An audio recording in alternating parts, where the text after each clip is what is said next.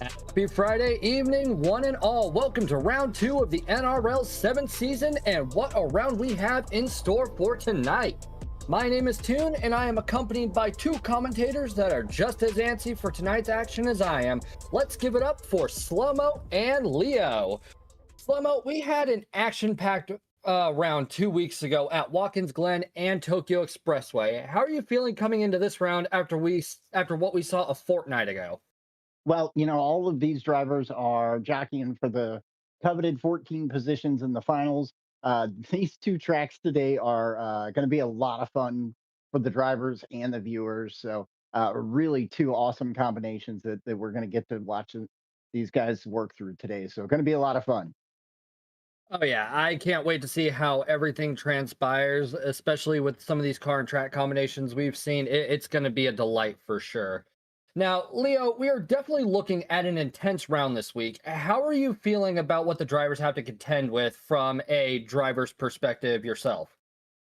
Well, this week's tracks are very technical, I feel like, even though one of them doesn't look like it on paper. There's a lot of technicality with it, a lot of planning to go into it. Um, they're going to have their work cut out for them for sure.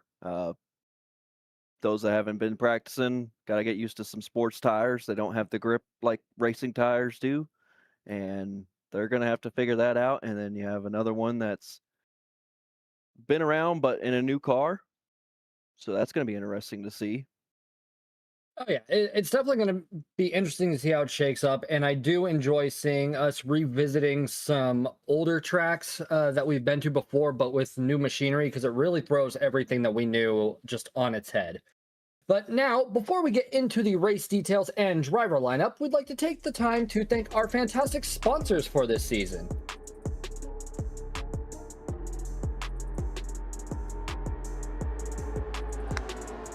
Now, we here at the NRL would like to thank the DGDR podcast. This fan favorite podcast is where four drivers from the PDX Sim team take you inside the world of motorsport and sim racing. From breaking news to heated debates, wild stories to pro tips, these guys cover it all with passion, chaos, and plenty of comedy. Be sure to check out the DGDR podcast with new episodes dropping every Monday.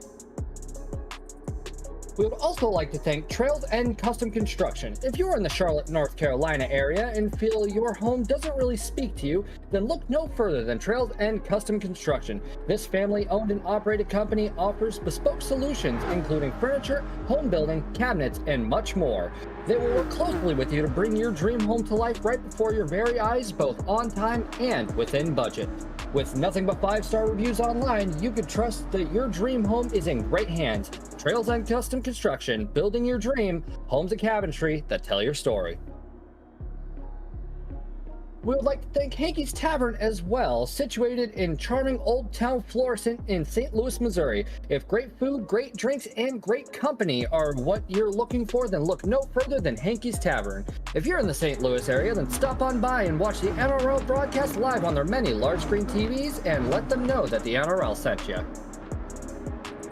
Lastly, we would like to thank Little J CPA, turning streams and side hustles into smart money moves. Whether you're building a small business, growing a brand, or cashing in on streaming income, we'll help you track earnings, maximize deductions, and keep more of what you worked for. You focus on the building, we'll handle the numbers.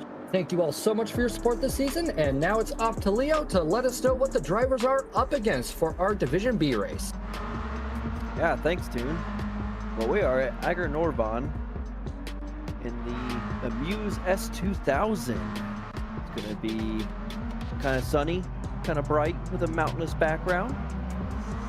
With a grid start, VOP is on, brake balance is allowed. It's going to be 27 laps. Tire wear is at 8 times.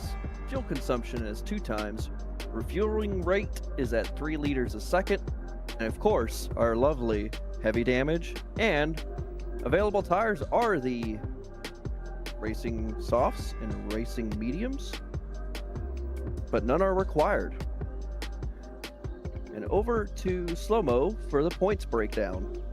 Yeah, thank you, Leo. So, like I mentioned before, all the drivers are fighting for the coveted 14 positions in the finals. Those are only 14 positions between both Friday and Saturday drivers. So, as we get towards that final, the points are going to be very, very important for these guys. Throughout today's race, our race winner is going to get 25 points. Second place with 18, 15, and down on the grid, down the list there from third place. If the driver has the fastest lap is in the top 10, they will also receive 1 bonus point for that.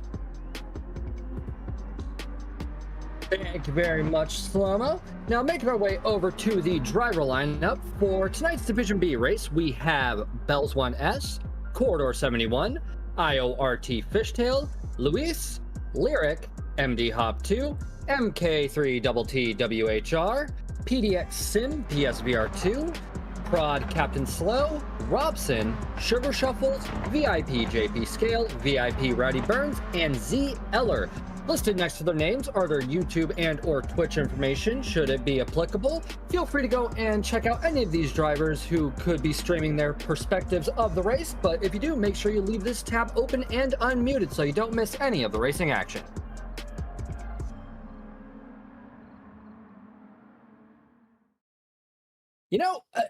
Eiger Nordvand really isn't a track we see all that often in any daily races, maybe in some time trials. So, Leo, what do you think about the car and track combination for this one? These drivers don't really have too much experience racing a circuit like this, as opposed to others that you'd see more frequently in a daily race.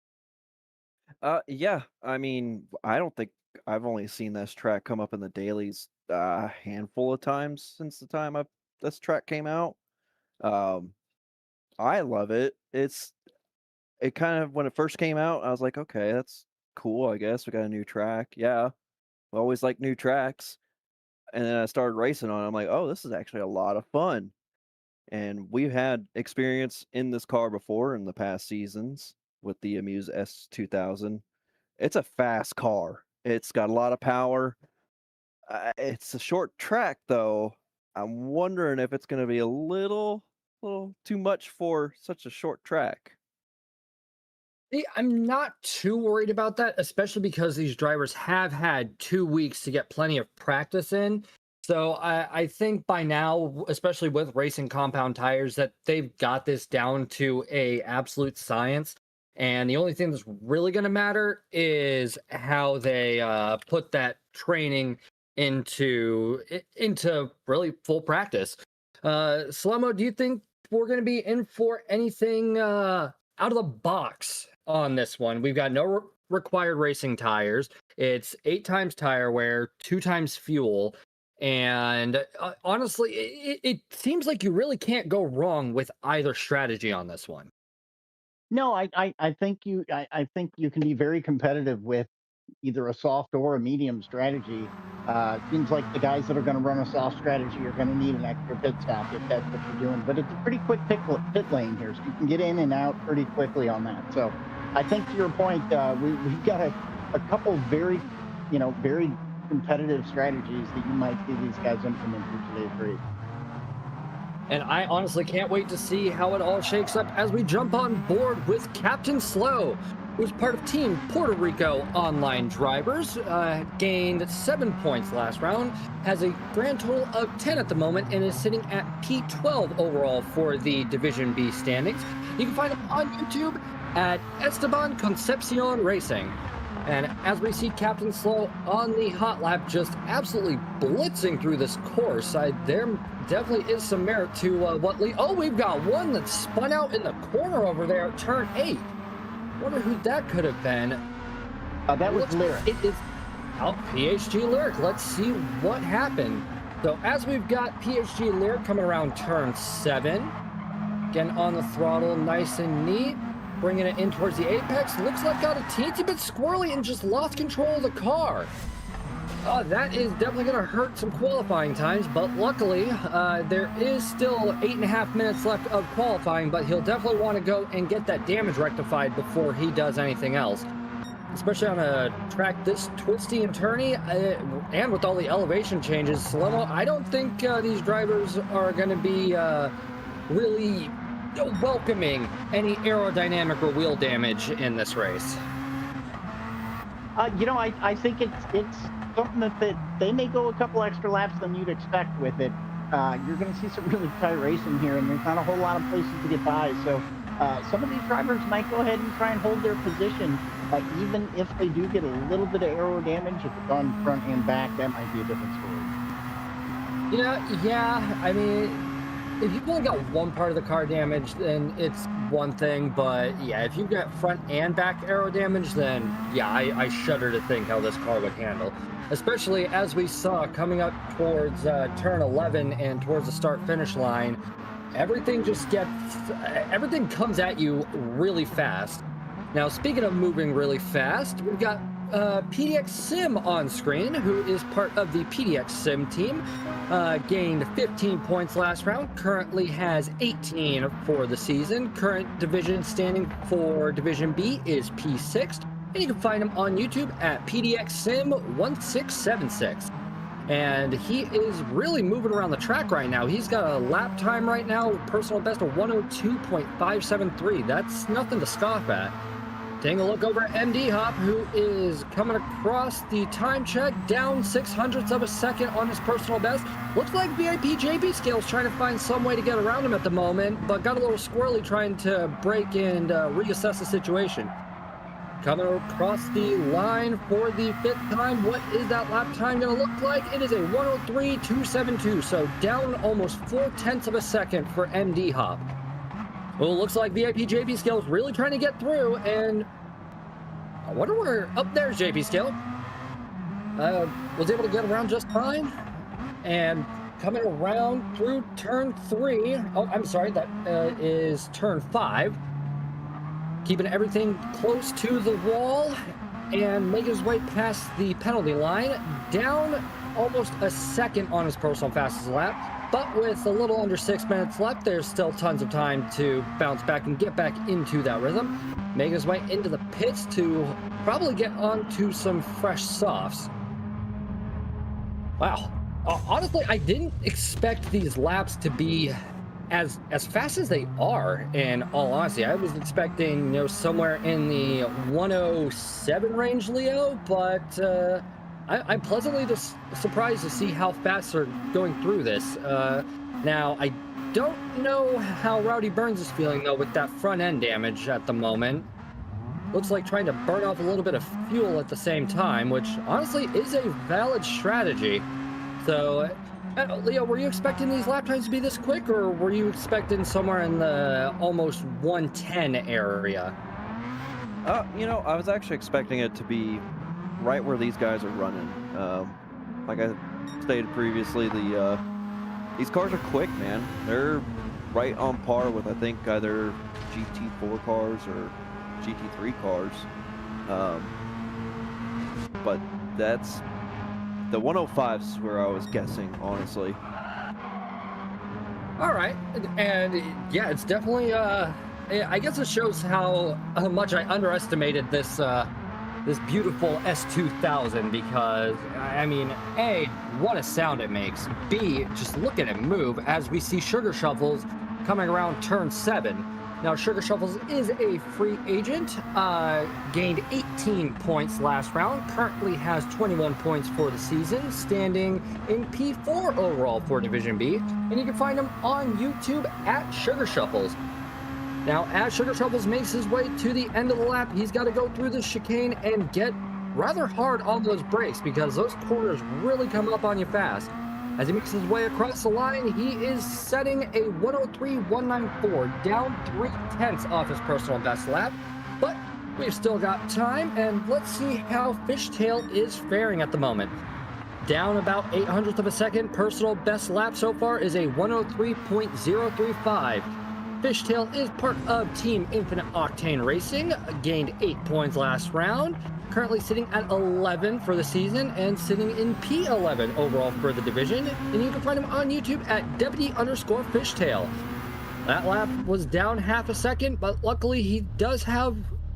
Oh, and he is back in the box at the moment, so probably taking a moment as we jump and check in on Luis.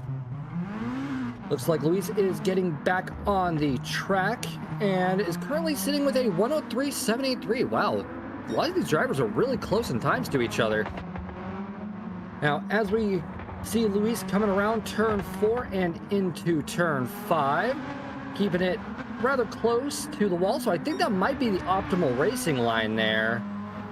Now, as Luis comes up to turn 7, getting down into third gear, staying in the middle of the road and getting I'd say a late apex for the exit of turn 7, which honestly that might be the safer bet, all things considered. Helps reduce the understeer. And coming up through to turn 11, let's see how he takes it. Hard on the brakes, down into 4th, doing lift and coast maneuvers, downshifting into 3rd, and coming across the line to start a fresh lap. Make his way into turn 1, hard on the brakes, banking right down into 2nd. Coming into turn 2, keeping it close to the apex, really parking it on there. Turn 3, a bit of a rinse and repeat. Wow, Leo, there's a lot of pretty much stop and start for this. This is definitely a car that you don't get a chance to really let it stretch its legs, and that's got to play some factor in there, because your mind is thinking, okay, I can go, and then it's just, oh, and there we go again. So how would you feel having to hit the gas and then get back on the brakes so frequently in this? Honestly, it'd be a little frustrating. I love just going flat out everywhere, but the only time it can really stretch his legs is that last portion we just saw Lewis going through, which is kind of the back straight, if we go through that. Call it that. And Luis does get some air and actually shaves some time off his personal. Oh, and Corridor goes off into the wall in the backdrop. Oh, ooh, that was almost a recipe for disaster. Good wherewithal from Corridor to go back into the pits quickly. Let's see what happens. So Corridor did go purple by almost 6. Oh, I'm sorry. Went down on his time by 0.06 of a second. Coming around turn 7. Keeping it close, getting onto the spot, and it looks like there was just a little bit of weight transfer that threw his car out. Leo, do you think we'll be seeing quite a bit of that from turn 7? Because that's the second instance of a car spinning out right there. Unfortunately, yes. That's going to catch a lot of people off guard. It looks easy enough, but with the track elevation going up and down, like right where that section is, you get the tire wrong and turning too sharply, it's gonna spin you around every time. Doesn't matter what you're in. You do have a good point. Now, as we approach the final moments of this qualifying session, it looks like Luis was able to squeeze out one final qualifying lap. So we're going to have to see what Luis has in store for us. Will it be a last-minute hoorah, a bit of a Hail Mary?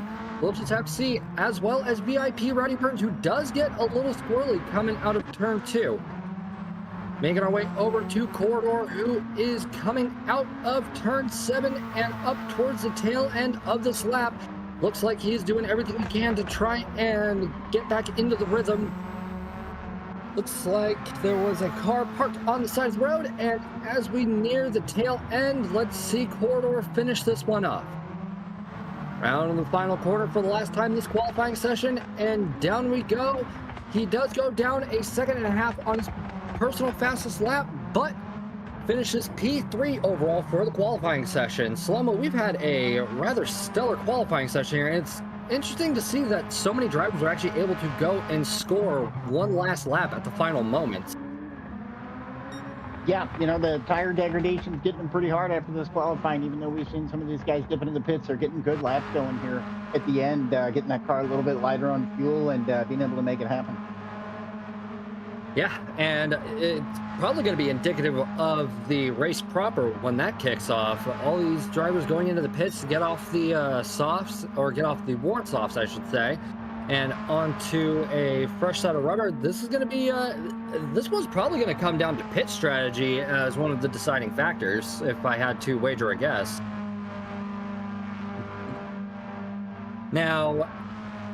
As we do bring this down for our more eagle-eyed viewers, you may have noticed that the gap between P1 and P2 is only 5 thousandths of a second. Not tenths, not hundredths, thousandths. That is a photo finish level gap between those two drivers. And honestly, between JP Scale and Captain Slow, I think we'll be seeing those two going head-to-head quite a bit if they can keep up that level of momentum in the race. Yeah, don't take Corridor out of that mix either. He's not far behind those two. We're going to have some good battles for this race, I believe. Oh, without a doubt. The gap between Captain Slow and Corridor is about 800ths of a second, and he's less than a tenth of a second behind JP Scale. So honestly, if I had to make a prediction, these three are probably going to be battling it out for the majority, if not the entirety of the race, just given off these qualifying times, because that is unreal. It's going to be hard to tell how this race order is going to finish when we get going.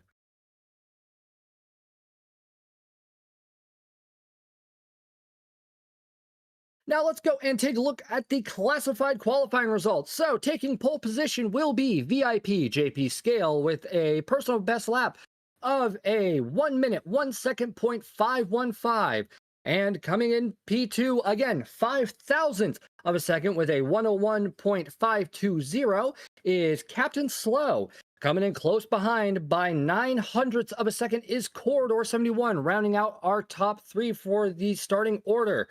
Making our way off into P4 will be PDX Sim PSVR2 with a personal best lap of 102.008.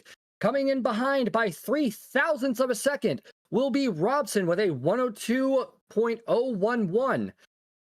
Starting off row 3 will be VIP Rowdy Burns with a 102.15, followed by MD Hop with a 102.210. So 6 hundredths of a second right there to the T.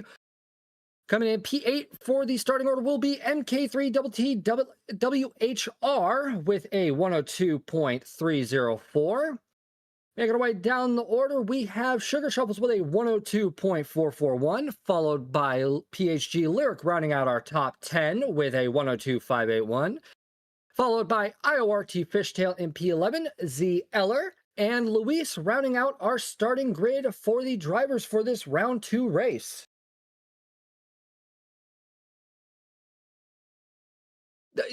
So it's always a spectacle to see one set of drivers finish within the thousands of each other. But we had two sets of driver with a 5 thousandths of a second deficit and two with a 3 thousandths of a second deficit. Honestly, how does that even happen? Those drivers must have been giving absolutely everything they had into this practice over the last 2 weeks, Slomo, because I honestly can't comprehend the likelihood of not one, but two drivers both within thousandths of their nearest competitor. Well, I think you hit the nail on the head. They've had plenty of time to get their practice laps in, and these guys, with the NRL, they do not miss their practice days. They show up very well prepared, and that's exactly what we expect from our lobby here today. It honestly could not have said it better myself. When the NRL's around, it honestly feels like it's another full-time job for these drivers because they just put in so many hours of practice and testing and just dedication, trial and error that it's almost like they're working two jobs for a few weeks, a couple times a year. And it shows because you just can't teach that. That is dedication right there.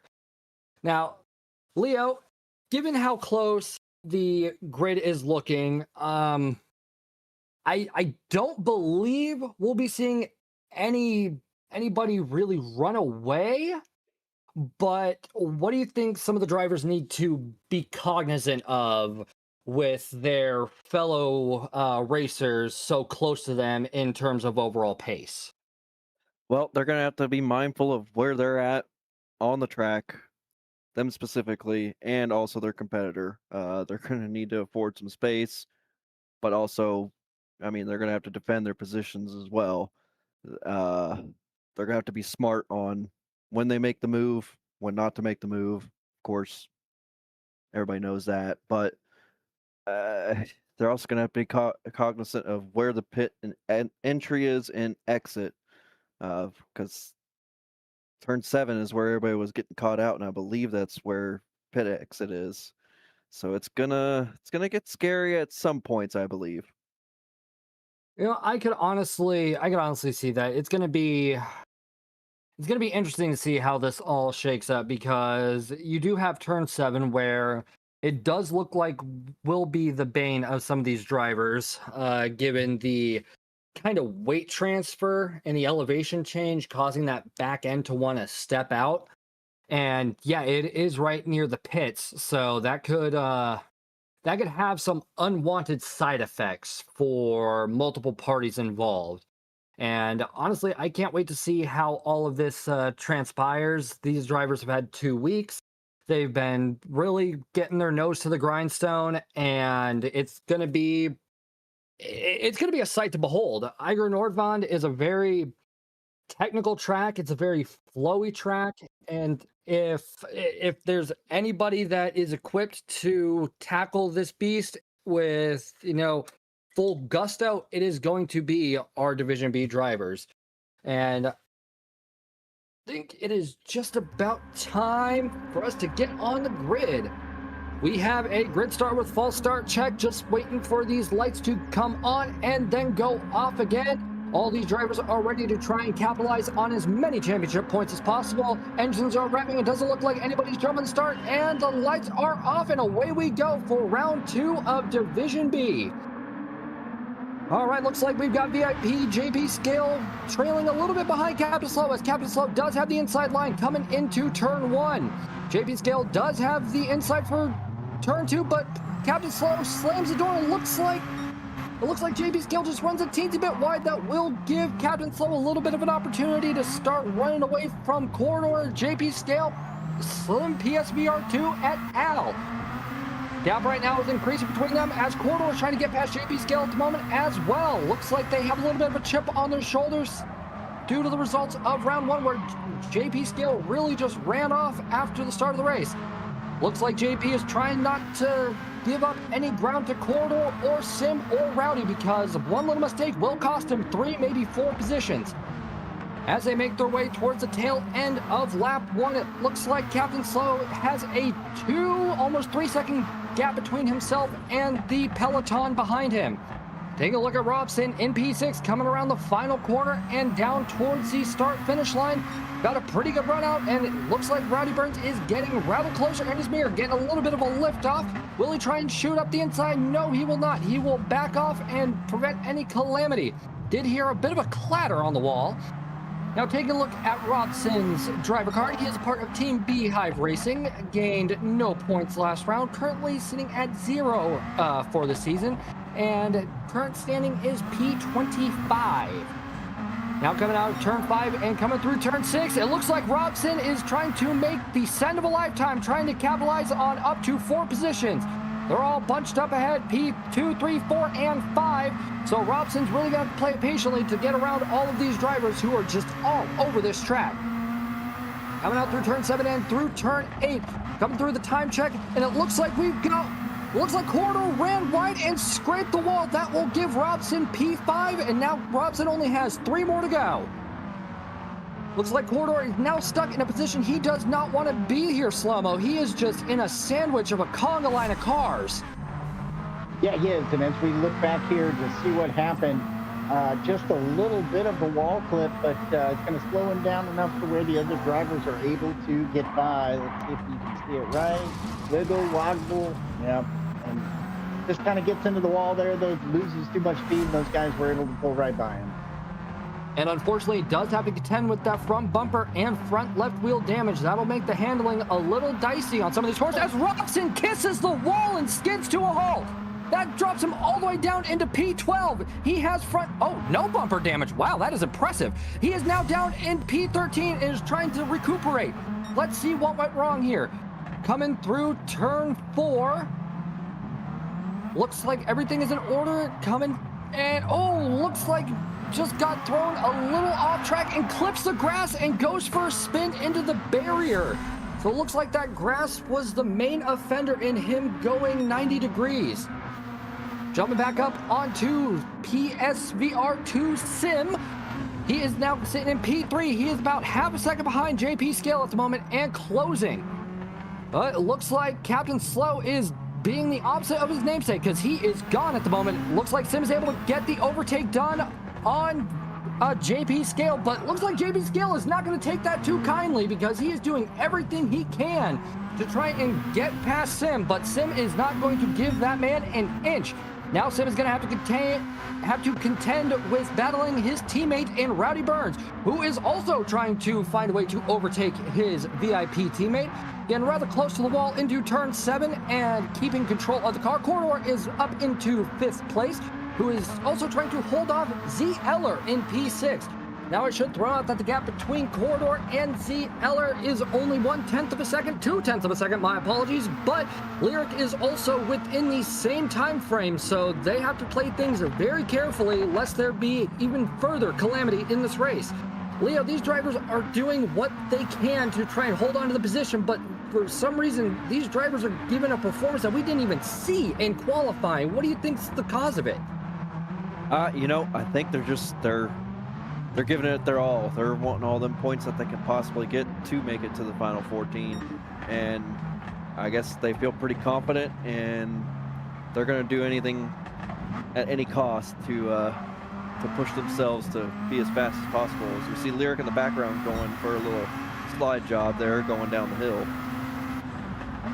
These drivers are giving everything they can, and honestly, I think they might be pushing the car a little too hard with how squirrely we've seen these cars get. As you alluded to, with Lyric going a little bit sideways, coming down the corners, and then we saw drivers understeering. They're pushing the car, and power to them. These championship points are definitely not something to be taken lightly, but goodness, what needs to be done for them to dial it in a little bit? I do see JP Scale does have a half-second penalty up ahead, so that is a very fortuitous position for Corridor at the moment, and maybe for Z Eller as well. As Z Eller and Lyric get some air coming into turn 1, and keeping everything nice and neat, trying to avoid any traffic jams or anything along those lines. Everybody is starting to kind of settle in at the moment, although Z Eller is trying to keep rather close to JP Scales. It looks like Lyric is trying to as well to capitalize on the half-second penalty. Taking a look over at Sugar Shuffles, who is currently ahead of MK3TT WHR by about 6/10 of a second. Coming up into turn 7, staying in the middle of the road and trying to bring it on back in. He's able to belt things out and keep the car firmly planted under him. The racing medium tires are showing quite a bit of life. Slow-mo, as we do take a look at our drivers in this race, do you know who started on what? Yeah, actually, that's an easy one for this race, Toon. Everybody on the field has started on the racing mediums. Oh, wow. Yeah, that is easy. I honestly didn't expect the drivers to take the mediums. I would have expected 1 or 2 to hop on the softs. So this is unique. It's a breath of fresh air in a way. Now, as we take a look at Sugar Shuffle, who's trying desperately to fend off MK3TT. MK3TT is part of Team Wheelhouse Racing, gained 4 points last round, currently has 7 overall, and is sitting in P14 overall for Division B, and is really doing everything he can to try and get around Sugar Shuffles and get into the battle with Lyric up ahead. But it doesn't look like Sugar Shuffles is going to acquiesce any positions anytime soon, as we do see Captain Slow is the first one to hop in the box. And looks like when he comes out, he will be down towards P11. Oh, my apologies. He's in P9. Looks like he just got out of the pits in time, and he took another set of mediums. Interesting call. I'm not sure what the overall pit strategy is for this race, but it seems like the mediums are definitely the favorite tire, Leo. Yeah. As we saw in qualifying, I think I only saw 5 laps on the softs. So these guys are trying to go 27 laps. They're going to want them tires to last as long as possible It's going to depend on whether they can feel brave enough at the end to maybe hop on the softs or just keep running the mediums until the end. Oh, and it looks like we've got Lyric off in the wall. That is really unfortunate to see. What happened to Lyric to cause that? So we've got Lyric coming around turn 2 and into turn 3. Getting close on the curbing. Gently feathering the throttle. Same with the... Oh, it looks like he just got on the throttle a little too much and the power oversteer took him out. And he does get front bumper damage from that. So I think we will be seeing Lyric hopping into the box here in the relatively near future. Now that does afford Robson the opportunity to get an overtake on Lyric here rather soon. Jumping on board with PDX Sim PSVR2, who is currently 2 seconds ahead of Rowdy Burns and Corridor. Looks like he's doing what he can to try and put quite a bit of breathing room between him and the other podium sitters at the moment. Coming up into turn 7, he is also staying in the center of the lane, bringing in about 75% throttle, and out he goes. Now, I will say Sim's mediums are looking a little worn down at the moment, but honestly, given the tire life I'm seeing from Sim, I think he could make this a one-stopper if he does a medium run. Coming around the final corner for the 9th time of asking, and he is sitting about 2.25 seconds ahead, 2.5 now, between himself and Corridor and Rowdy Burns, so it's looking rather favorable for Sim at the moment. Now, Corridor is all over the backside of Rowdy Burns, who does get a little squirrely coming out of turn 2. That will afford Corridor the opportunity to try and line up an overtake if he can keep putting that pressure on Rowdy. Coming through to turn 5, and looks like Rowdy's going to slam the door shut on Corridor and keep a move on. So it doesn't look like this will be Corridor's opportunity to move. He is down a half second on his personal best lap. So I think the battling may cause Sim to get even more breathing room from the other drivers, which would be beneficial for Sim, but very disadvantageous for the other drivers. Coming around into turn 10 and heading up towards turn 11. Let's see how this all shakes out. Rowdy does scrape the wall. That's going to scrub quite a bit of speed, and it looks like Corridor has to get heavy on the anchors to prevent any damage on the backside of Rowdy, and now looks like Corridor will have to find a way to get around him. Coming through to turn 1, and he is giving it the beans at the moment. Hard on the brakes, doesn't look like a full send. Tries to do a bit of a cutback on Rowdy, but to no avail. But he does have 2 more corners to try and set one up. We'll have to see if Corridor can pull it off. Coming through to turn 4. It doesn't look like he's got the momentum to get an overtake done in any of those. So it's off to turn 6 and 7 for Corridor to hopefully get around. Now Corridor does still have the front arrow and the front left wheel damage, so that is hindering him in a couple regards, especially in these right-hand turns. But looks like Corridor will be staying out for as long as humanly possible. He's got half-life on his tires, about half a tank of fuel, so it could be another few laps before we see the rest of the field go into box. I will state, though, Captain Slow did pit first, and he's already back up to P4. Jumping on board with Z Eller, who is currently half a second ahead of Sugar Shuffles and Fishtail at the moment. Does have a 6.5 second deficit between himself and Captain Slow. Looks like Sugar Shuffles had to quickly make an adjustment to prevent Fishtail from going through any open doorways. Sugar Shuffles is now side by side as we come into turn 1. It looks like Sugar Shuffles had a nose of a lead. Oh, and it looks like... Nope, looks like Z Eller is not going to make this easy for Sugar Shuffles. He is holding on to every inside line that he can within reason. Now, it does look like Fishtail is fully in the mix now, so we have a 3-way shootout for P5 between Z Eller, Sugar Shuffles, and Fishtail.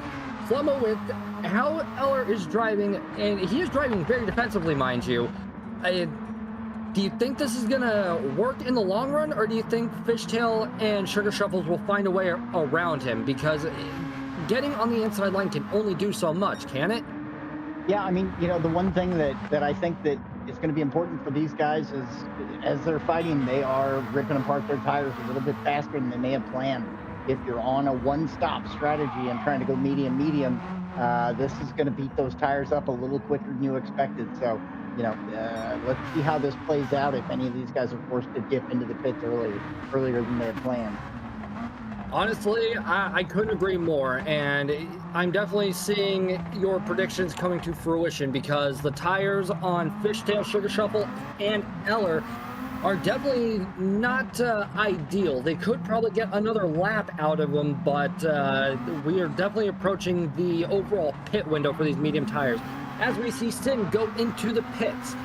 Now, it looks like they may be able to stave off having to get any fuel, though, from what I can gather. As we've got Sim in the pits, yep, he's electing to not get any fuel, and out he goes. So he goes from P1 to P4 for the looks of it. Oh, P5, P6. So as Sugar Shovels and Luis also go into the box. So looks like we had a rather near miss rejoin from Sim and Z Eller. Luckily, there was good track wherewithal from the drivers, and there was no calamity. But it does spit out Sim in a bit of a sandwich between Z Eller and Fishtail. Leo, we've got pits coming in. Do you think we'll be seeing anybody try and go for a bit of a cheeky overcut? Because I don't know about these tires. These tires are looking rather worn on the other drivers at the moment, with Rowdy being our prime example. His front left, do you think he could hold on any longer? Well, obviously not, because he's going into the pits. All right. That's about the thought I had of how long they were going to last, probably until about lap 15. If no one was battling, they could maybe squeeze it to 17, but that'd be pushing it. I gotcha. But I think if you're doing the one stop, that's probably right where everybody's coming in now to do that. So I do want to make a quick note that Captain Slow was the first one to box. He does have the front arrow, front left wheel damage, and it does look like he's having a little bit of a challenge trying to keep control of the car at the moment. I don't know if it's the damage or if it's just the gusto in which he's taking the corners, or maybe even the tires, because that back left tire, oh, getting real. This is that is just anxiety inducing to be in the cockpit of, my lord.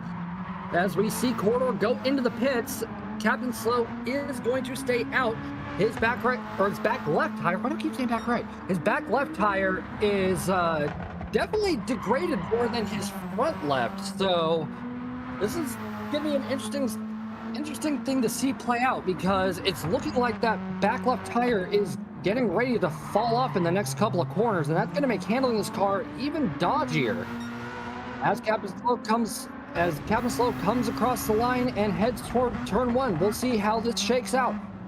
Hard onto the brakes into turn one, doing some lifted coast onto the throttle, and the car is just not wanting to cooperate. Turn two, same story. As we belt down towards turn 3 and 4, yeah, Captain Slow's doing everything he can to keep this car beneath him. It's just really veering left and right. It's like he's doing a serpentine maneuver. Is spinning, is able to keep a point in the right direction, all things considered, and yeah, definitely off into the pits for Captain Slow. Wow, oh, and scraping the wall on the way in too. That is, I'm at a loss for words. That was a spectacle, but not for the right reasons. As we jump on board with Rowdy Burns, who is about 5 seconds behind Sim at the moment, but 2.5 seconds ahead of Corridor, has a fresh set of mediums, has a little under half a tank of fuel at the moment. Rowdy is going to be dealing with quite the task to shave off a deficit like that. Now, Corridor, on the other hand, is currently blitzing through the track, and that gap is dropping by the tenths. MK3TT, though, is definitely not out of contention yet for the podium spot. Oh, MK3TT is on the racing softs. But it looks like those softs have seen better days, so it looks like it will be another pit stop for the WHR driver. Taking a look over at P5 and VIP JP Scale, who is currently duking it out with Sugar Shuffles yet again. It looks like JP Scales is doing what he can to put some breathing room between him and Sugar Shuffles, but I think Sugar Shuffles is wanting one of those top 5 finishes. As we see JP Scale coming through turn 7, belting it out, running, using all the track, coming through to turn 8, Sugar Shuffles in tow. He's definitely not going to go down without a fight, as we also see Robson back about the same distance between Sugar Shuffles and JP at the moment. Robson is trying to stay within slipstream range, coming into this corner and not in dirty air, so luckily there's going to be no evasive maneuvers needed. Robson does have the damage on the front, so by comparison, Robson can only do so much at this current juncture. Coming around turn 1, keeping it nice and neat, trying to stay close, and Sugar Shuffles making a move up the inside, kind of a little bit of a shoulder nudge, you know, trying to get through a crowd kind of maneuver. Doesn't pay off though, so Sugar Shuffles will have to try and reevaluate, but that does slow them down enough for Robson to get closer, and Robson doing everything he can to keep the car. It does graze the barrier just a teensy bit, but it looks like it's all good by comparison. Sugar Shuffles does get P5 off of JP Scales though, but let's see how long he can hold on to it as they jump up into P4 and 5 respectively. Sugar Shuffles does have a bit of a lead between himself and JP, but can he get that lead to increase? Looks like he actually might. Coming into the final corner, the gap is only half a second, so it's possible. Belting it on out and trying to leave JP Scales in the dust, and it looks like it is working. And rather effectively too. The gap is now 0.6 of a second coming into turn 1. Although it looks like JP Scales will try and close the gap by getting on the brakes a little later into the corners, but it looks like he may have miscalculated as Sugar Shuffles belts away with a 1.25 second gap between himself and the VIP racer. That will leave Robson in prime position to try and get a P5 spot if he can continue to put pressure on both of them. Sugar Shuffles heading up into turn 7, trying to even further his lead, but shave the deficit between himself and Corridor, which is at a staggering 12 seconds, mind you. Sugar Shuffles was on the soft compound, so it looks like he will be able to close the gap, at least realistically, in the next couple laps. Looking over at Captain Slow, who is about half a second ahead of Fishtail, and looks like he's trying to leave him in the dust as well. Captain Slow does have the medium tires, a little under half a tank of fuel, so yeah, fuel is going to be a non-factor for these drivers in this race. Taking a look at Fishtail, who is also trying to keep up with Captain Slow, and also Z Eller is in view, I see.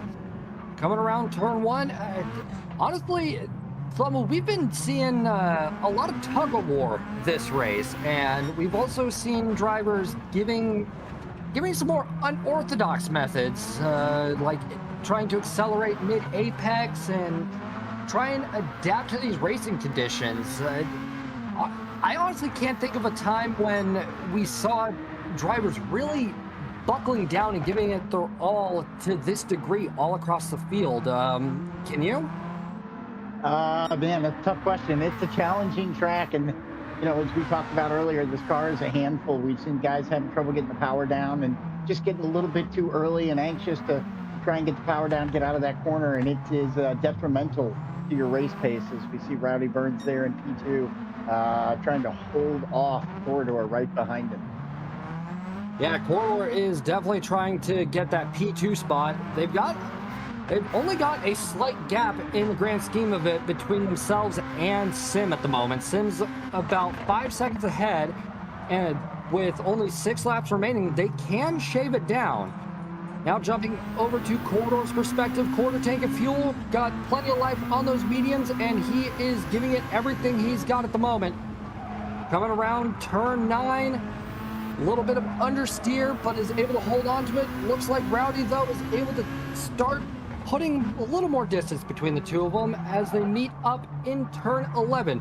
Corridor getting a little squirrely, but is able to keep control of the car and across the line to start lap 22. Catching a little bit of air on the way to turn 1. How will Corridor tackle this next series of turns with Rowdy in his way? Keeping his way around turn 2, and looks like Rowdy will try to take the defensive line as much as humanly possible. That way Corridor doesn't get an inkling of a lead on him. Now I do see that Corridor did close that gap. He must have had a better run out of turn 5 and going in through turn 6. Turn 7, on the other hand, this is a tricky beast. We've seen cars lose their rear ends quite a bit here, but it looks like everybody's getting into the rhythm, and we are now side by side as we come up into turn 8 and 9. Looks like Corridor does get a little bit of understeer, but coming up towards the tail end of the lap, can he make a dive? Doesn't appear to be so, but this does put him in some prime positioning for the start of the next lap. Belting his way on down and across the line to start lap 23. He had quite a bit of slipstream. Car got a little unstable from the slight air that he caught, but he is now really putting that pressure onto Rowdy because they are almost neck and neck at the moment.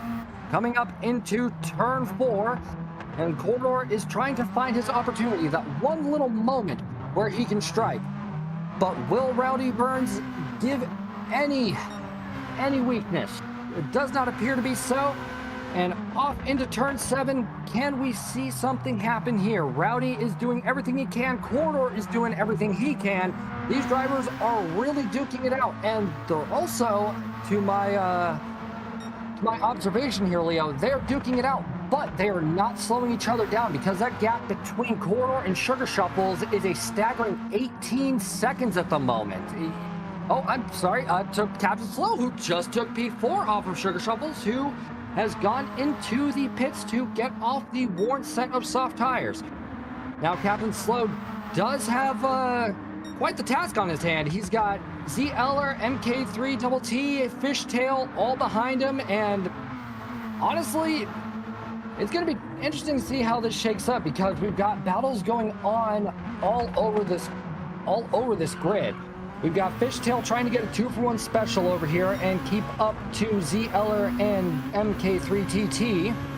As they come into turn 1, hard onto the brakes goes Fishtail. Keeping everything close and trying to keep a neat racing line through here, and he does indeed. Revs it out in second and up to third. Back into the turn for turns 4 and 5. Trying to get onto the camber. And clipping the grass a little bit, and off they go. Looks like MK3 had a slightly better run out of that corner, that Fishtail, and looks like he had a better run than Z Eller for a moment. It looked like MK3 was trying to set up the move there. Coming through turn 8, Fishtail does a little bit of a fishtail maneuver and is able to keep control of the car as they head up towards turn 10 and 11. Taking a look and into turn 11, we've got MK3 trying to keep up with Z Eller at the moment and trying to find a way to force a mistake in a way. Trying to get all over the back and try to send a move on the outside as they are side by side now into turn 1. Simultaneous catching air, you love to see it. And into turn 1, MK3 does have the lead, but Z Eller does have the inside line. And it looks like MK3, they are definitely duking it out right now. They are doing what they can to try and get that last position for P5. They are not going to give up an inkling of any of this turn. MK3, though, looks to have gotten the upper hand and now has the lead coming out of the sequence of turns. Coming up into turn 7, will Z Eller try and fight back, or has MK3 secured his spot for the time being? And it does look like Fishtail, though, is side by side with Z Eller, so nobody is out of the woods yet. As we've got Fishtail side by side with Z Eller coming up towards the tail end of the lap. Looks like Z Eller does get a little bit more ground, but scrapes some ground, and the Fishtail is off into the wall, side swiping it, and that is going to cost him his battle for P6 and P5. Not the way you want to see that end. Moving on over to VIP Rowdy Burns, who has Corridor right behind him in a three-quarters of a second gap at the moment. It looks like Corridor is running a little low on the fuel category. Leo, do you think Corridor has enough fuel in him to get through 1 1/4 laps? I believe he does. He's just gonna have to plan where he can put the throttle down versus coasting, and still keeping up with Rowdy Burns is going to be the task. I believe it probably has about 3/4 of a tank left, so he's going to have to do some work to keep that fuel going. Yep, as we start the final lap, let's see if Corridor can keep his leg in this race. Coming through turn 2, and Corridor is still all over Rowdy. I think short shifting or maybe some fuel mapping will definitely be a friend at this moment. Coming around into turn 5, and Corridor he had a stellar run out of that, honestly. So he might be able to close that gap to himself and Rowdy. Will he try and make a send up the outside, get a little bit of overspeed? It's looking like it, but didn't have enough overspeed, unfortunately. Into turn 8, Corridor's in prime position to strike as he is side by side with Rowdy Burns. And coming through, Rowdy Burns does have the inside for this corner. A little bit of a knock between the two, but nothing to write home about. It looks like Rowdy Burns does have the advantage at the moment, and this is do or die time. Will there be a send into the final corner? It doesn't look like it, as Sim comes across the line triumphantly to take the race victory. Looks like Rowdy Burns was able to hold off Corridor for just long enough as they come across the line. Moving on over to Captain Slow, who is currently on his way towards the tail end of the lap. Looks like the tires are just about done for this evening, and as he drifts across the line, excellent, good points for showmanship there. And across the line for P4, that leaves MK3TTWHR coming across the line confidently in P5, with Z Eller taking P6, Fishtail in P7, Robson in P8, and Luis will be able to hold off Sugar Shuffles and take P9. MD Hop battling out with Lyric to the final moments. Oh, it was a photo finish with MD Hop getting just a hair, with JP Scale rounding out our drivers. This was a very action-packed race. My goodness, congratulations to PDX Sim, who jumped 3 positions to get the race victory.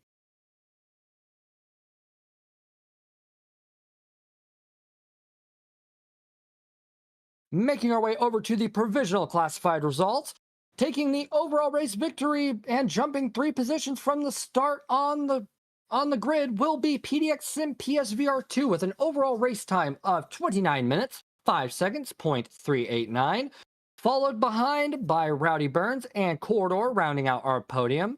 Making our way down the grid, we have Captain Slow, followed by MK3TTWHR, rounding out our top 5. Moving on down, we've got Z Eller, followed by IORT Fishtail, and Robson, who does take the overall fastest lap for this race, followed by Luis, and Sugar Shuffles rounding out our top 10.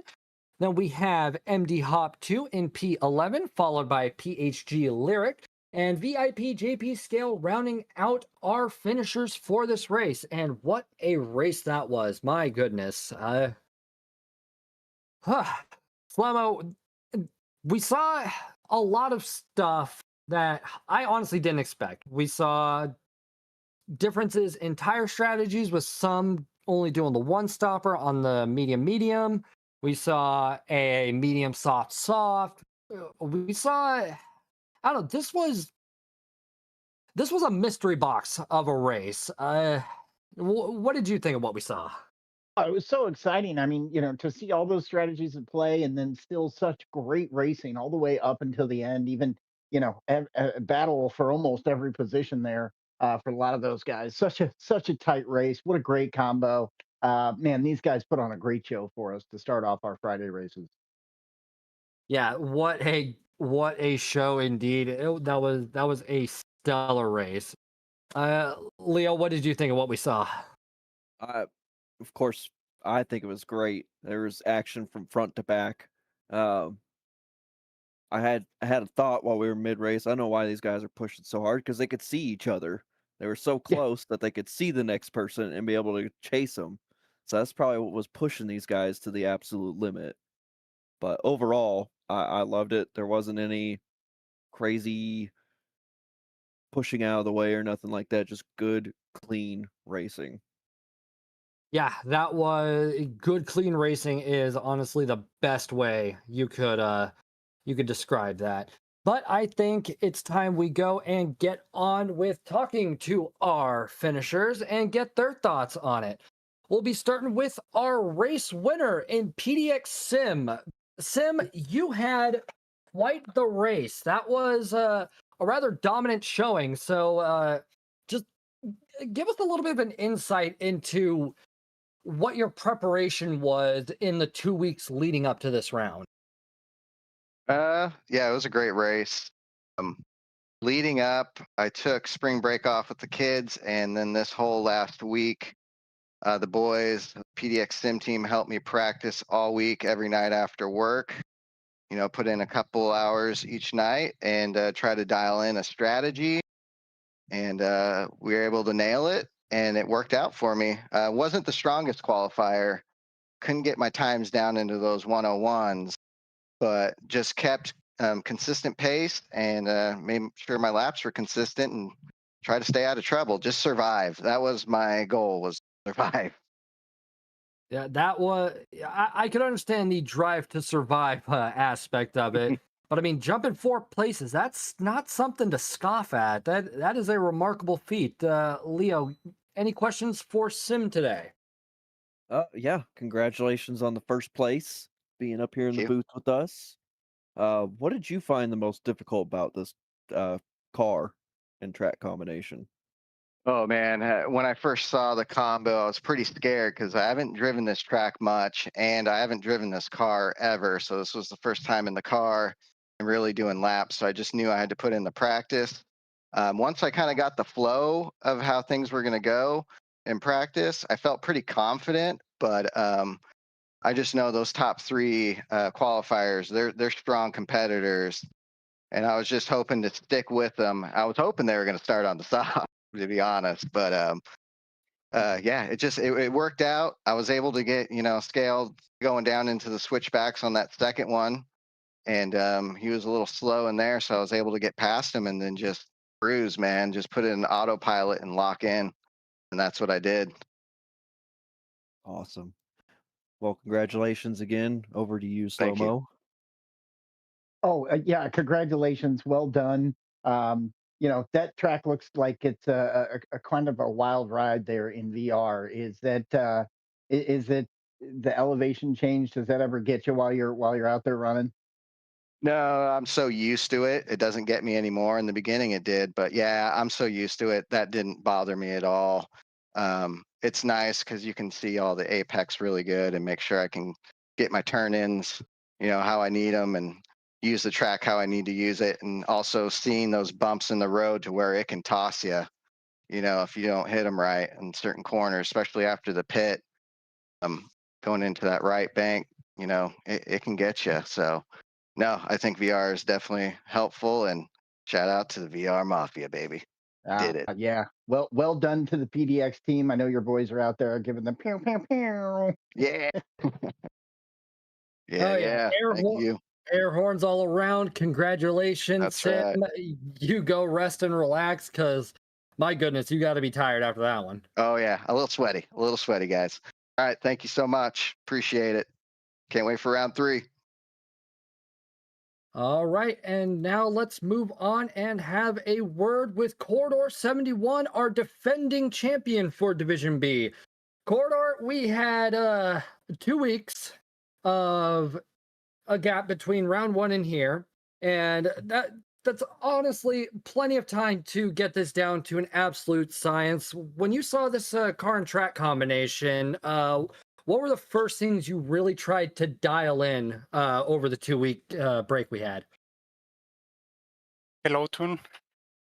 As soon as I saw the combo, the track and the car, which is a very complicated combination because the car is too powerful for these hairpins and this small track, the first thing that I wanted to practice was throttle control, because this requires a lot of throttle control, much more than a Group 3 or Group 4 or Group 2 car. So It was very dangerous to put the throttle down too soon after the hairpin, so that was the first thing that I wanted to dial in.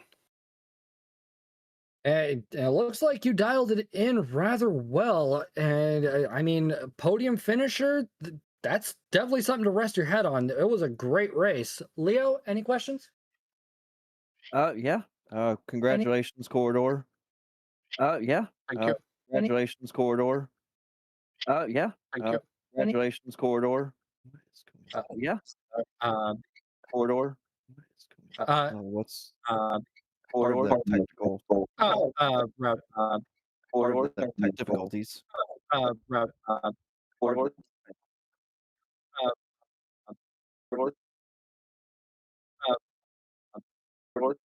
All right, Slomo, do you have a question for all right, Slomo, do you have a question for all right, Slomo, do you have a question for okay, there we go.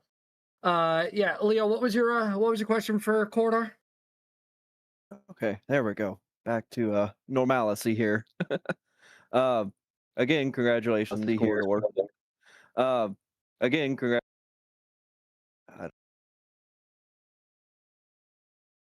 All right, off to you, Slomo.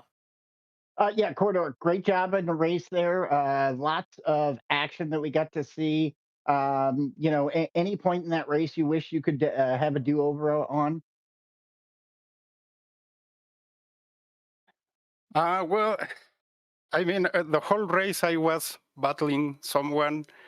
It was pretty exhausting. I wish at some point I was the guy just in no man's land, but especially in this small track, it's impossible. Yeah. But no, in the end, I had a lot of fun, especially racing Rowdy in the second part of the race. And I was just more focused on keeping my car on track and not hitting the barriers as I did in the first stint. But yeah, somehow I always end up fighting someone. Yeah.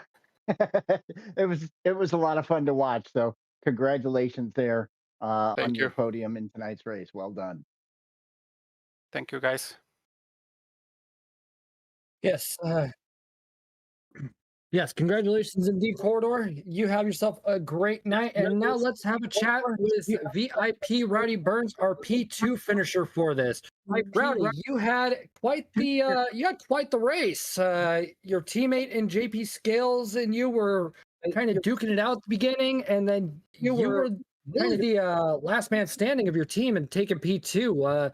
What was the training like with JP Scales over the 2 week intermission? Like with JP Scales over the 2 week intermission? Like with JP Scales over the 2 week intermission? Like with JP Scales over the 2 week? Like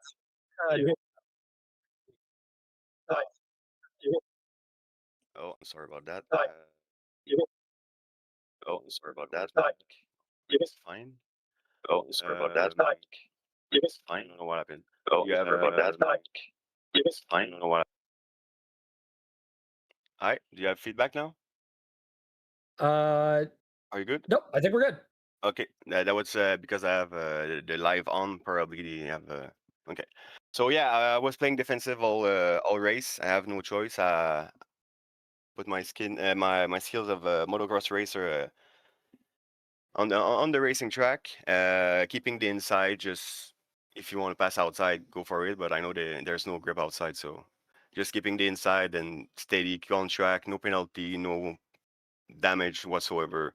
Just steady pace, doing my race and hoping for the best. And my start was very, very good. I started in second gear, so I have better traction than everyone else. So yeah, +4. I'm very happy, and first podium for NRL for me. So I'm very, very happy. Well, glad to hear that you are happy about it. Hopefully, it'll be the first of many to come here in the near future. Slomo, any questions for our second place finisher? Really good battle there we saw throughout the race there. If you had to do over there, would you change your pit strategy, or is there anything that you would have done different today? No, I don't think so. I've tried everything this week, and medium was the way to go. Yeah. Yeah. No, with the finish I had, I can say I can do better. I was a little bit worried, like the 3 last lap. Corridor was very, very, very aggressive behind me. So very stressful last lap. Try to stay clean as I could when he beside the pit wall. He was side by side with me, so very tricky corner too. Offset with the bump and used tire side by side. There's not much place, so I did everything I could, and I didn't want to make the same mistake that I did with the fishtail last race and hit the wall and just ruin my race. So I slow down. If he passed, he passed, but I prefer third than the DNF, you know. But he lift off. I think he might have damage. I don't know. He seems like he hit the wall like 2 corner before, so maybe that he had damage. I have to check the replay, but yeah. That well, very well done. It was a lot of fun for us up here in the booth. So much action we could barely keep up. So great job tonight. And now go and enjoy your celebrations for your NRL P2 finish there. A little bourbon. I'm going to pour myself a little bourbon. Very nice. You go enjoy your bourbon, and thank you so much for your time, Rowdy. Hopefully you're looking forward to round 3. You have a great night. Thanks, guys.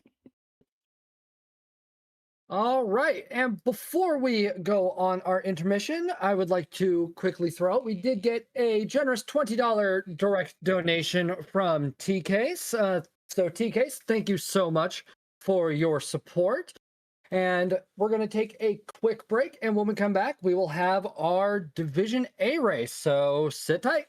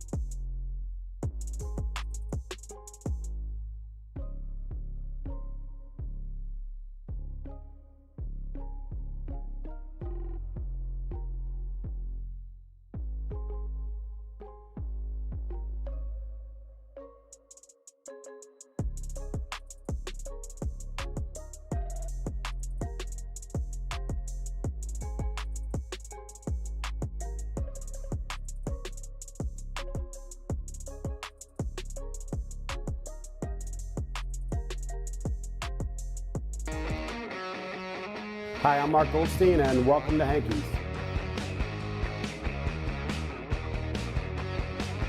We are located in the heart of Old Town Florissant, 901 North Lafayette, a few blocks down from Sacred Heart Church and Hendel's Market Cafe.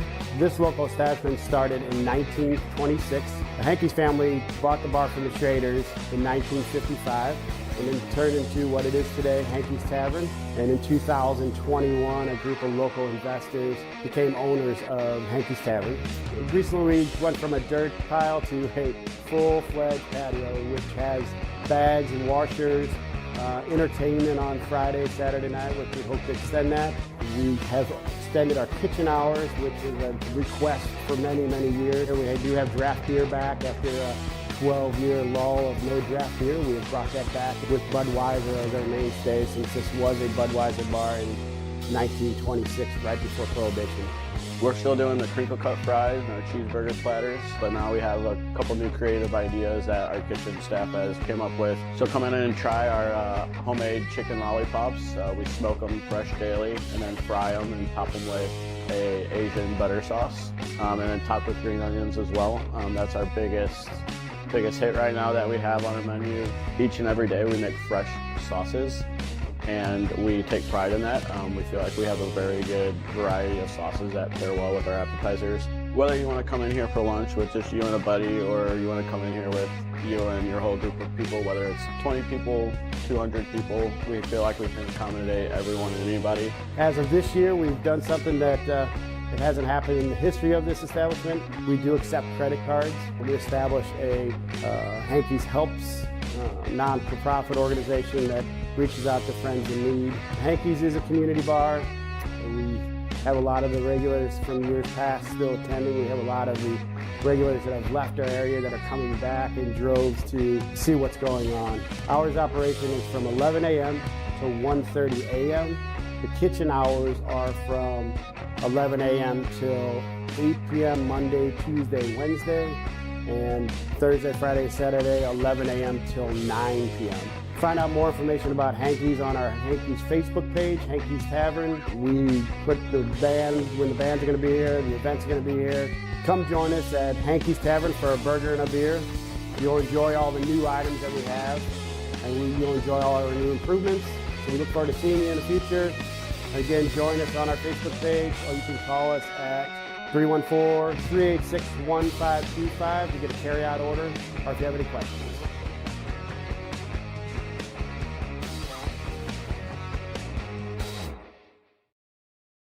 Witness a lakefront transformation right here in the Point. And you may not believe it, but just last year, this home was down to the studs.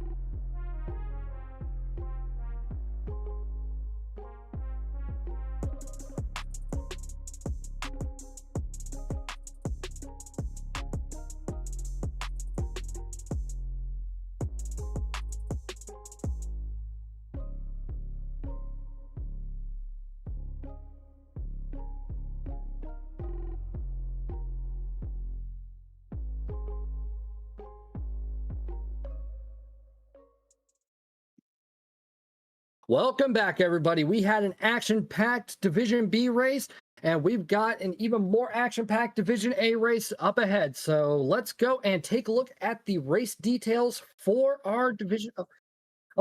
My apologies, I misspoke. Let's go and take a look at those standings for Division B.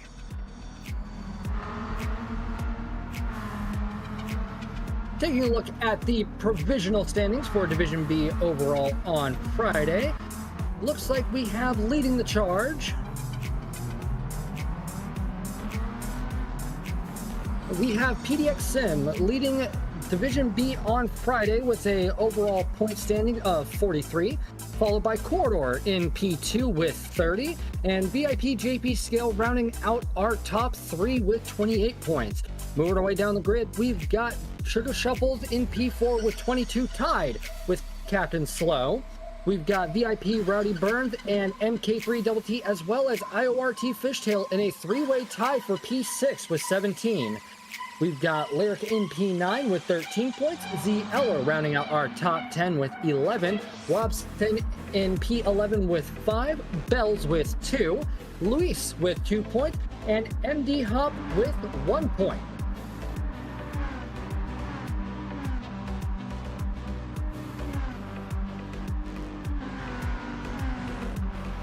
And now let's go and take a look at that race info for our Division B race, and over to Leo. Thank you, Toon. All right, we are at Sardinia Road Track. We are in the Ferrari 296 GT3 23 model. We're going to have a grid start with false start check. Bop is off. Brake balance is allowed. Refueling is going to be 1. Okay. Refueling is going to be 1 liter a second. They're going to do 17 laps around here. 5 times tire wear. Fuel consumption is at 3 times. Initial fuel is at default. Heavy damage, of course. Their tires will be racing softs and racing hards. None are required. Over to Slow-Mo for the points breakdown. And thank you so much, Leo. And just like our last round, so these drivers are fighting for only 14 available positions in the final. And that is between the Friday and the Saturday drivers. A race winner tonight is going to get 25 points. P2 getting 18. Third place getting 15 points. And you see down below there, we have the other point totals for everybody else below. Below 10th place, there's no points available for you. And as long as you're in the top 10 and you have the fastest lap, you will get 1 additional bonus point for that. Thank you very much, Slow-Mo. Making our way over to the driver lineup for our Division A race. We have a higher place, Alicos 1, Audgie the Squirrel, Bacon Dance, The True Serum, Drobo, Flobster, Hondo, IORT Azriel, Moose 21, Negative Waves, S7R Wid, Shred, and VIP Left to Pass You. Once again, listed next to their names are their YouTube or Twitch information should be applicable to them. Feel free to go and check out any of these driver perspectives, but if you do, make sure you leave this tab open and unmuted so you do not miss any of the racing action.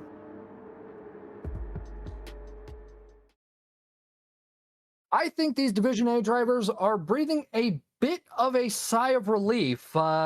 It's a familiar track in a Group 3 car. Racing softs, racing hards. I think these drivers are going to have a nice sense of comfort when it comes to this car and track combination, but I think that's also going to give us some rather intense racing because everybody has raced Sardinia Road Track A at least 7 or 8 times, and the Ferrari, it's a Group 3 car. We all love our Group 3 cars. So, Slow-Mo, do you got any predictions for this race? Yeah, I think you're going to see a couple strategies at play. Some of the guys might run a medium.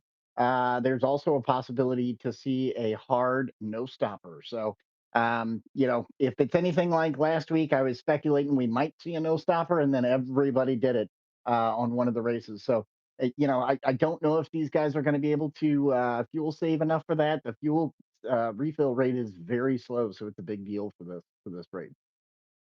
Yeah, that 1 liter a second, that's really going to be a deterrent for anybody wanting to try and top up on fuel in the pits. I think fuel saving is going to have to be a top priority for this. So, Leo, with racing hards being available and no required tire compound, do you think we'll see people doing racing hards and just fuel saving for the 17 laps of the race?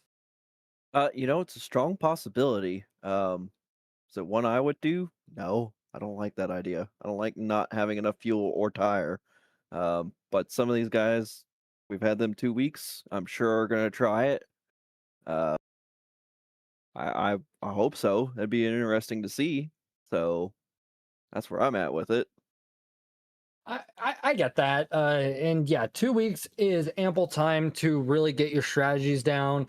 I can't feasibly see just running this car from 0 to 100% for the entire race. The 1 liter a second, that adds honestly an immeasurable amount of time to the it adds too much time to the pit stop to really be viable, but I don't know. We'll have to see how it all shakes up. And luckily, this is a familiar track, as I had stated before, because we've got quite a bit to contend with here. Heavy damage. We've got the tire burn, the fuel consumption.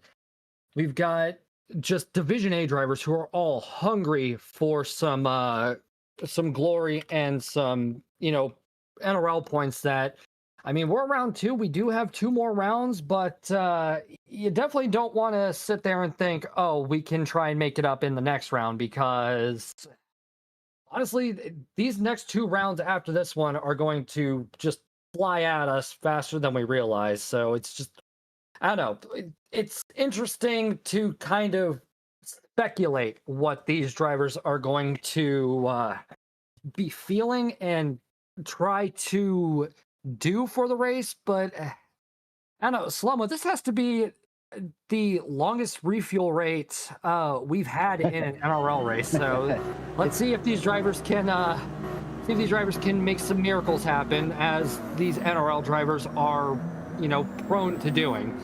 As we jump on board with Negative Waves, who is going to be, we're jumping on board, Negative Waves, who is starting his outlap and heading into turn 1, keeping everything kind of mellow at the moment. We've got 17 laps and a 10-minute qualifier. So, Slomo, if these drivers could prioritize one thing, what do you think would be that key to their success?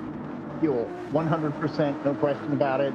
Tires are going to be important. If you're going with the hard no stopper, a little bit less to worry about on your tires. You do want to be cautious of them, but fuel's number one priority for these guys today.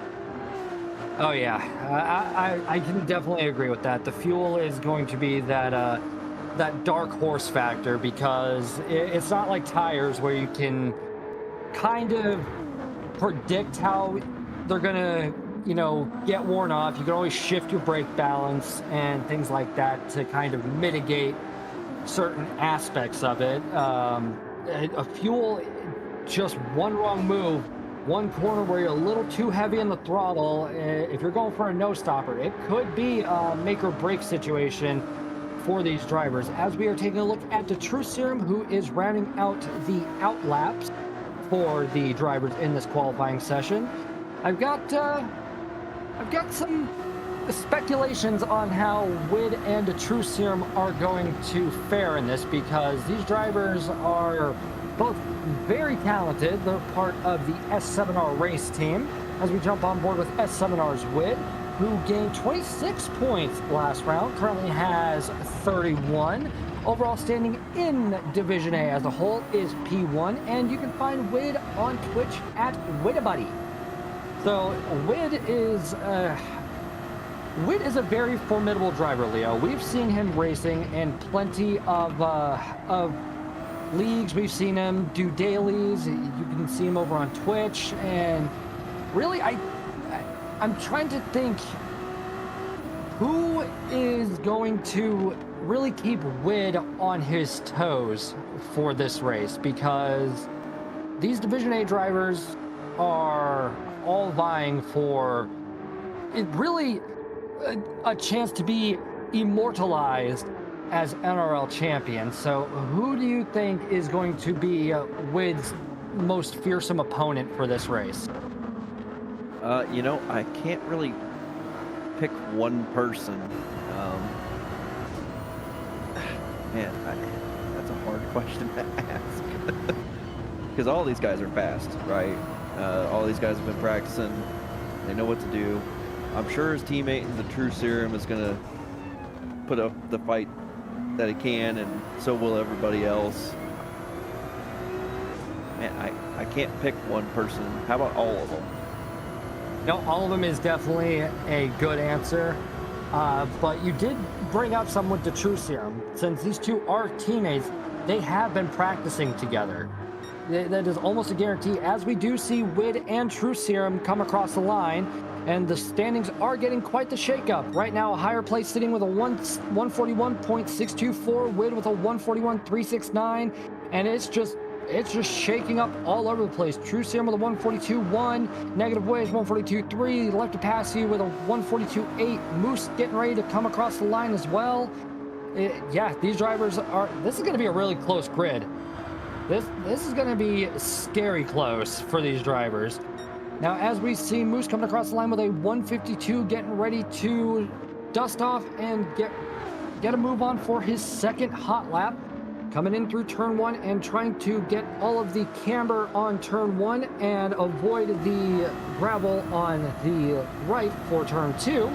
Moose is the proprietor of Moose Mafia Racing, gained 8 points last round, currently sitting with 11 season points overall at the moment, and is currently in P13 for Division 8 as a whole.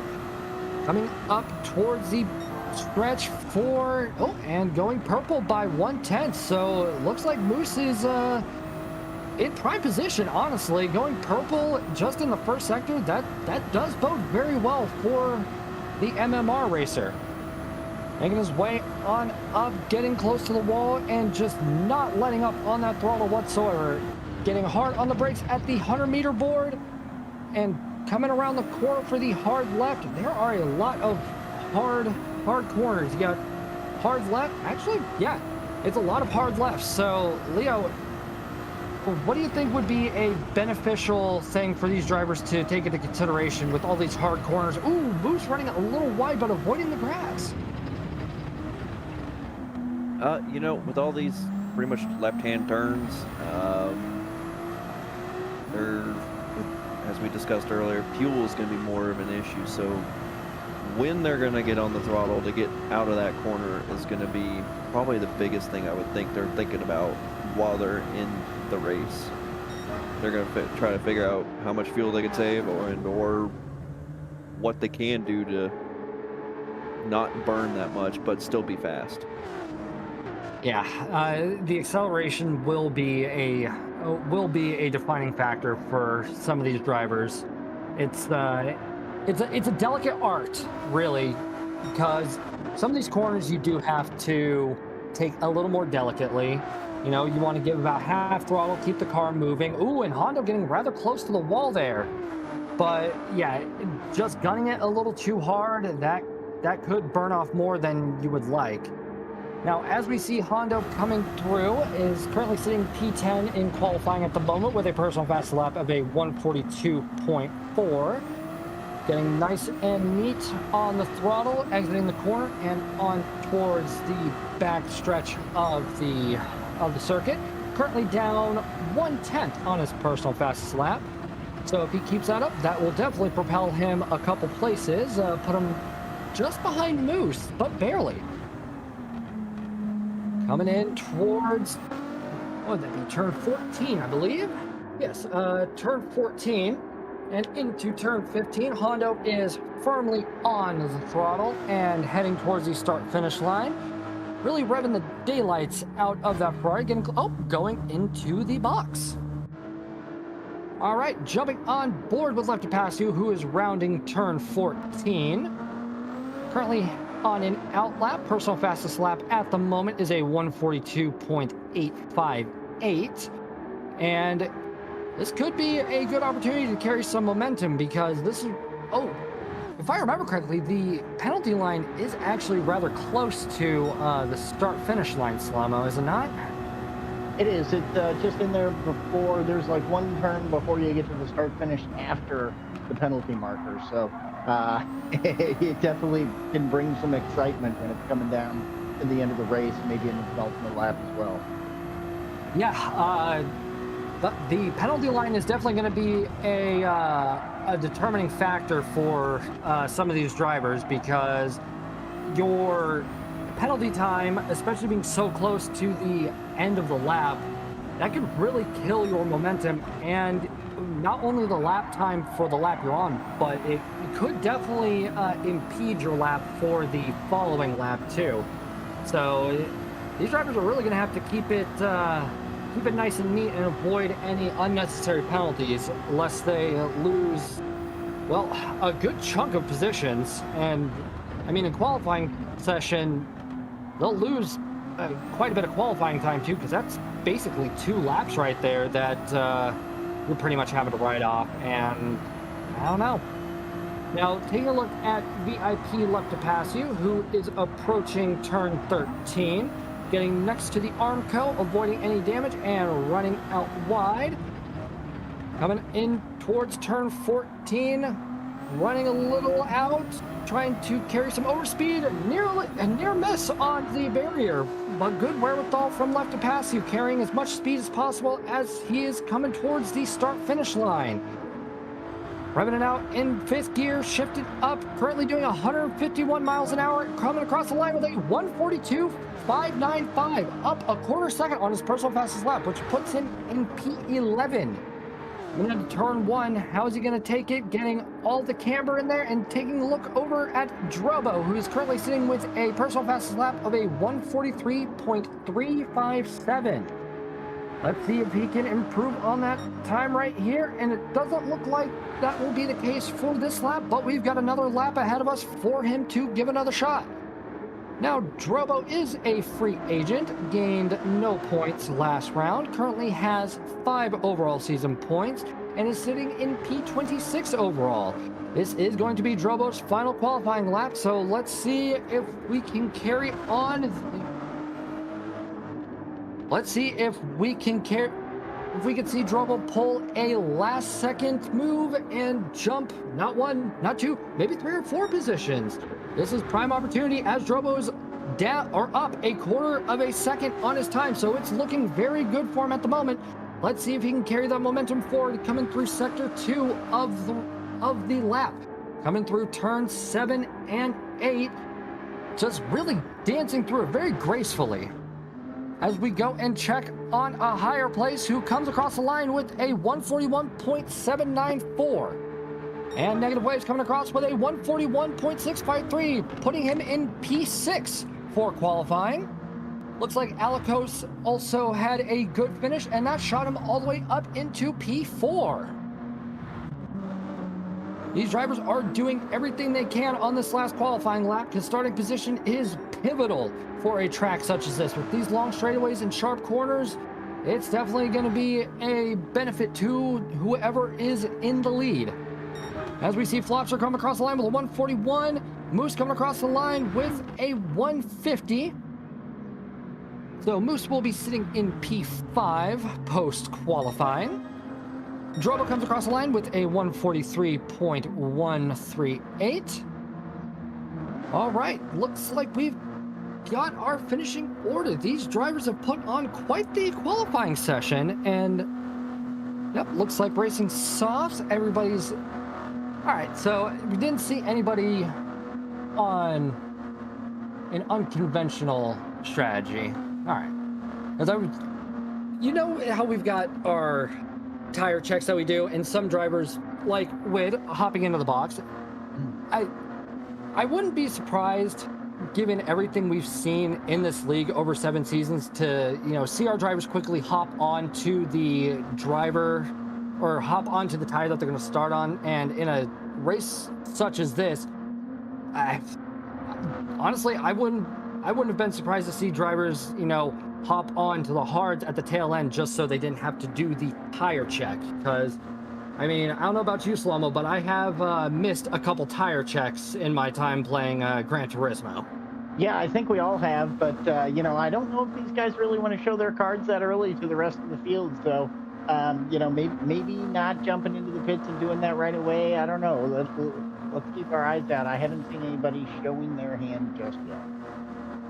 Neither have I, and that is definitely going to be the smart money move for these drivers. Now let's go and take a look at the classified qualifying results. So, taking pole position will be S7R Wid with a 141.115, followed by a higher place with a 141.449.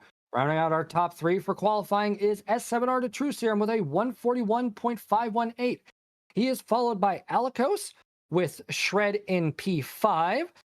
P6 will go to Moose with a 141.648, following, I believe that's 5,000. Oh, yes, 5,000ths of a second behind him is Negative Waves in P7. So we've got a close gap right there.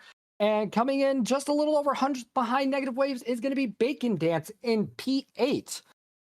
Going on down the grid, we've got Flopster in P9 with a 141.852, with Dark and Asriel rounding out our top 10. Making our way down the order, we've got VIP Left to Pass You and Hondo taking P12. Audrey the Squirrel will take P13, and Drobo will be rounding out our starting grid for this race. All right, so the lineup is set. Our Division A drivers are going to be chomping at the bits to see those lights go on and then off, and the 17-lap race around Sardinia be underway. So, I guess any last-minute predictions from you, Leo? Do you think we'll see people go for a no-stopper? Do you think it'll be a one-stopper? Maybe a two? My apologies, I was muted. I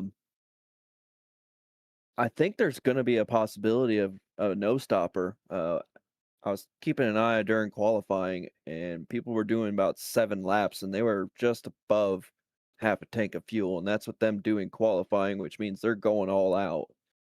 So there's a strong possibility that we will see somebody, maybe about 3 or 4 people, going for the no-stopper. And that no-stopper is definitely going to be a sight to behold, because you're going to most likely be on those racing, actually there's no most, you're going to be on those racing hard tires. The fuel will hopefully be your friend, maybe a little bit of short shifting, and in case of emergency, fuel mapping. So yeah, I can't wait to see how the drivers go about bringing a no-stopper into fruition. Slow-mo, do you think we'll be seeing plenty of no-stoppers, or do you think it'll be primarily 1 to 2 stops?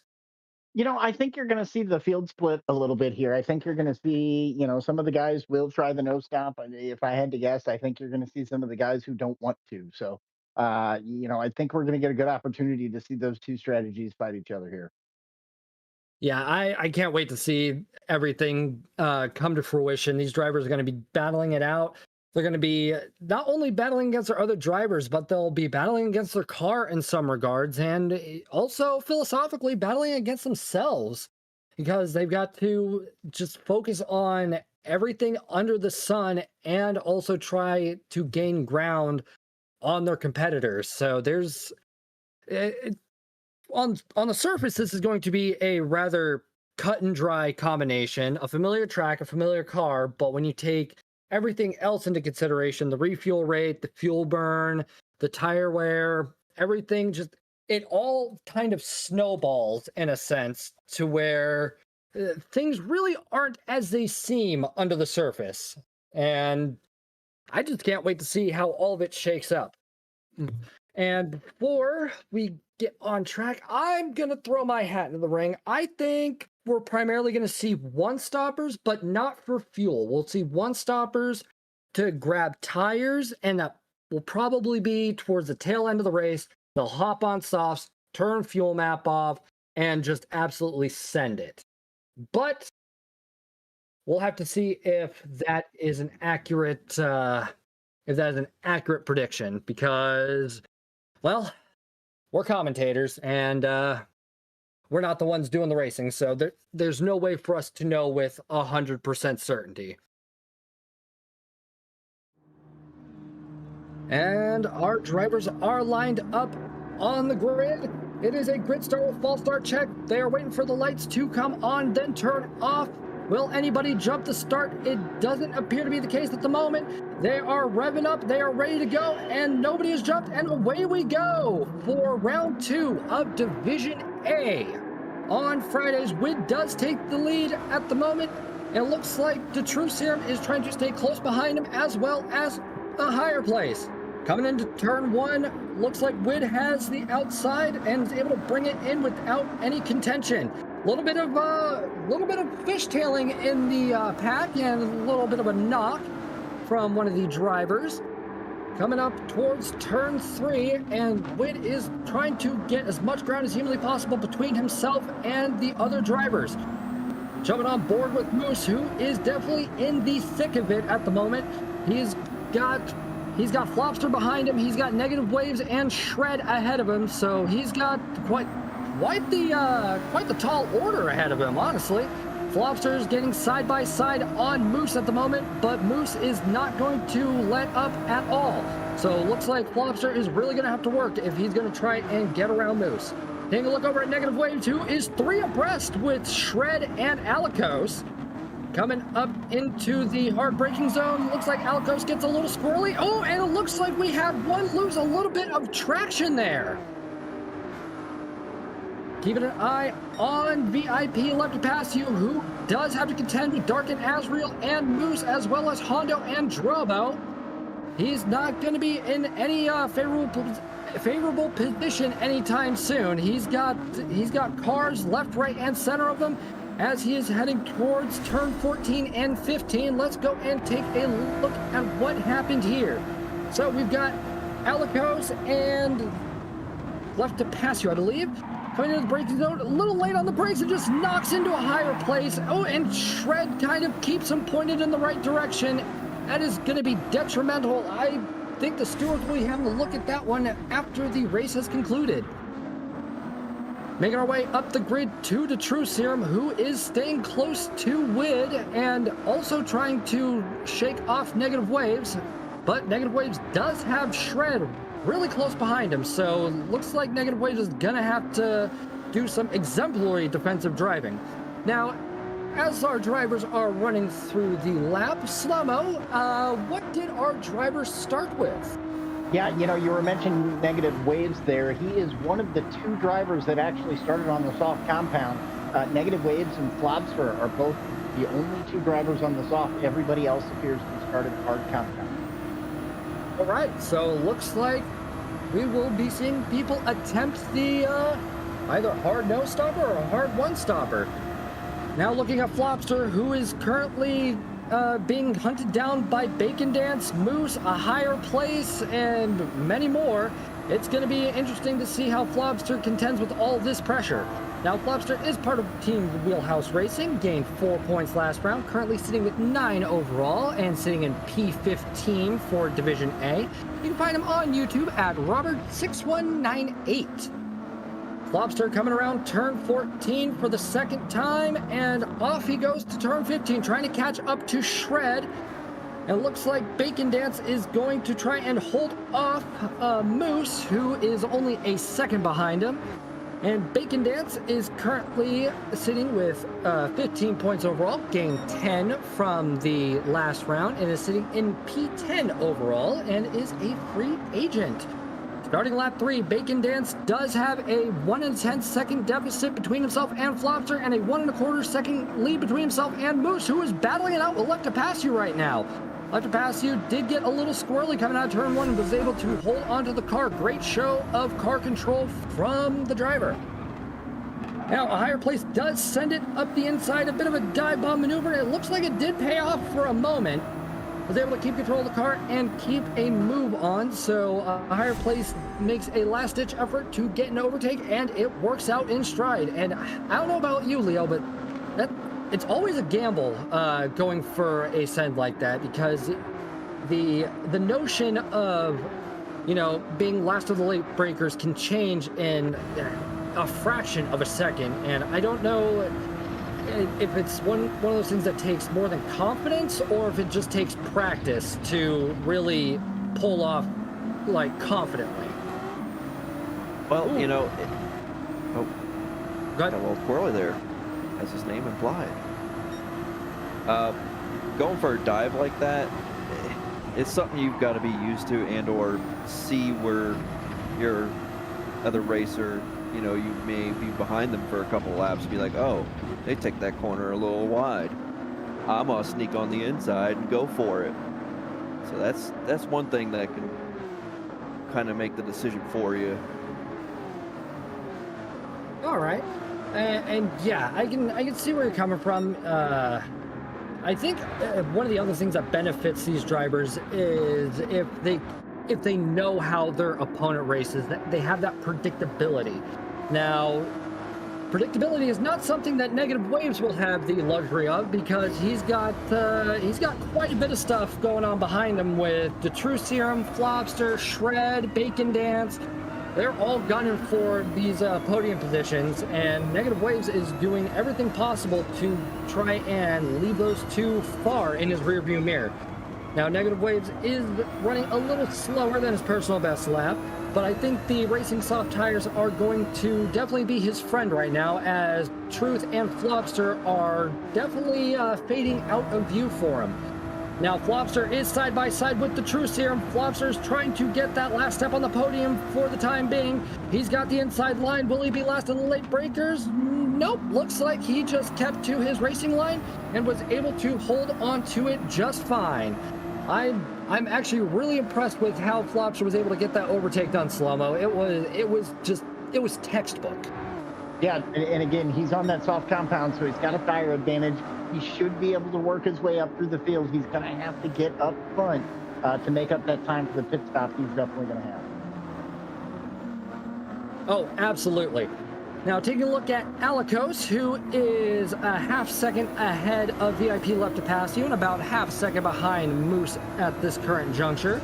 And it looks like Moose is starting to fade out of view for him a little bit, but in the wrong direction. Alicos is part of Team Infinite Octane Racing, gained 15 points last round, with a grand total of 20 for the season. His overall standing for Division A is P6, and you can find him on YouTube at Alicos. Coming into turn one, Alicos is downshifting rapidly to get enough rotation to get around turn one without any incident, and back up he goes. Looks like he got a rather strong exit out of there and is gaining on Moose. Take a look over at Negative Waves, who's got Flopster in tow and is really chasing down Wit at the moment on those Racing Soft tires. Negative Waves tires screaming for mercy as he just chucks the car around and is on his way to try and get an overtake done on Wid. Wid is going to have to do some rather defensive maneuvers here, keeping inside lines and try and make sure the door stays closed so no last second maneuvers can be made into corners such as this one. Negative Waves is a free agent. We last saw him at Tokyo Expressway, where he finished in P9, currently has 7 points overall, and is sitting in P18 for Division A, and is chasing down Wid like there is no tomorrow. Coming in towards turn 14, and Negative Waves is right up Wid's chuff. Wid gets a rather good exit out of the corner, but I think Negative Waves had just a slightly better run out of that. Now Wid is going to come around turn 15 and across the start-finish line and just belt it all the way towards turn 1. This is a foot to the floor moment, trying to get as much of a gap as possible. Coming up towards turn 1 and into the braking zone. Downshifting into first gear to get the car rotated around, short shift into second, and hammering on that throttle. Looks like Negative Waves is going to have to try some creative maneuvers to try and keep up with Wid, because Wid is doing everything that he can to try and shake off Negative Waves and Flopster. Looks like Flopster, though, is going to try and keep up with Negative Waves. Ooh, getting a little squirrely coming out of the corner, but is able to hold on to it. Negative Waves is about 3/4 of a second from P3 and is really 1/4 of a second from Wid at the moment, and he is using all of that slipstream he can to his advantage. He is going to try and get some more momentum, try and get side by side into the next corner. Will it work out in his favor? And it looks like it does. They are door to door at the moment. Coming into the braking zone, and Negative Waves will take the lead for the time being. Flopster, though, has caught up with Wid, so it is now a three-way bout for the race lead. Negative Waves keeping a defensive line, and it looks like S7R's De True Serum has also started to throw his hat into this ring as he starts to approach this pack of cars up at the front. Negative Waves trying to do what he can to shake off Wid and Flopster into the braking zone. Flopster and Wid are side by side. A little bit of a nudge coming around the corner and towards the start-finish straight. Negative Waves getting a teensy bit squirrely, and Flopster is now sitting in P2 trying to get an overtake on a very long straightaway, mind you. So it's going to be, we're going to be seeing a little bit of leapfrog here, Slow-Mo. It's going to be interesting to see how this shakes up, because slipstream is going to be a huge factor on a circuit such as this with all these long straightaways. Yeah, it definitely is. And I mean, if you're somebody who's trying to maintain your fuel and maybe go for that no stopper, you're going to take every opportunity you can to tuck in behind somebody, abuse that slip. So really, what's happening here with Flopster and Negative Waves up front in the soft compound is really working out well for Wid, giving him an opportunity to duck in behind them and kind of soak up some draft. Yeah, that draft is going to be his best friend. And also these soft runners are going to have to kind of, I wouldn't say mellowed out, but be a little mindful that they may be 7 laps into the 17-lap race, but the pit stop is going to be inevitable. We are approaching just under the halfway mark for this race, and looks like fuel is going to be a non-issue at the moment. Now, Negative Waves is trying to keep Flopster and Wid at bay, but I don't know, with how they're jostling a little bit coming out of these corners, I think they're itching for even the slightest of mistake from Negative Waves so that they can try and get the race lead. Coming up towards the 14th turn for the 7th time of asking. Hard onto the brakes and down into first gear and gently on the throttle by Negative Waves to try and shake off P2 and 3. And it looks like it's working to some extent. Coming around turn 15 onto the start-finish straight, and it looks like Flopster's still within slipstream range, so I don't think Negative Waves is going to be out of the woods anytime soon. This slipstream's probably the biggest assist any of these drivers could have. Coming into turn 1, a little bit of a bump from behind by Flopster on Negative Waves. It looks like the dirty air may have slowed him down a bit, and that gives Wid the opportunity to get back into P2.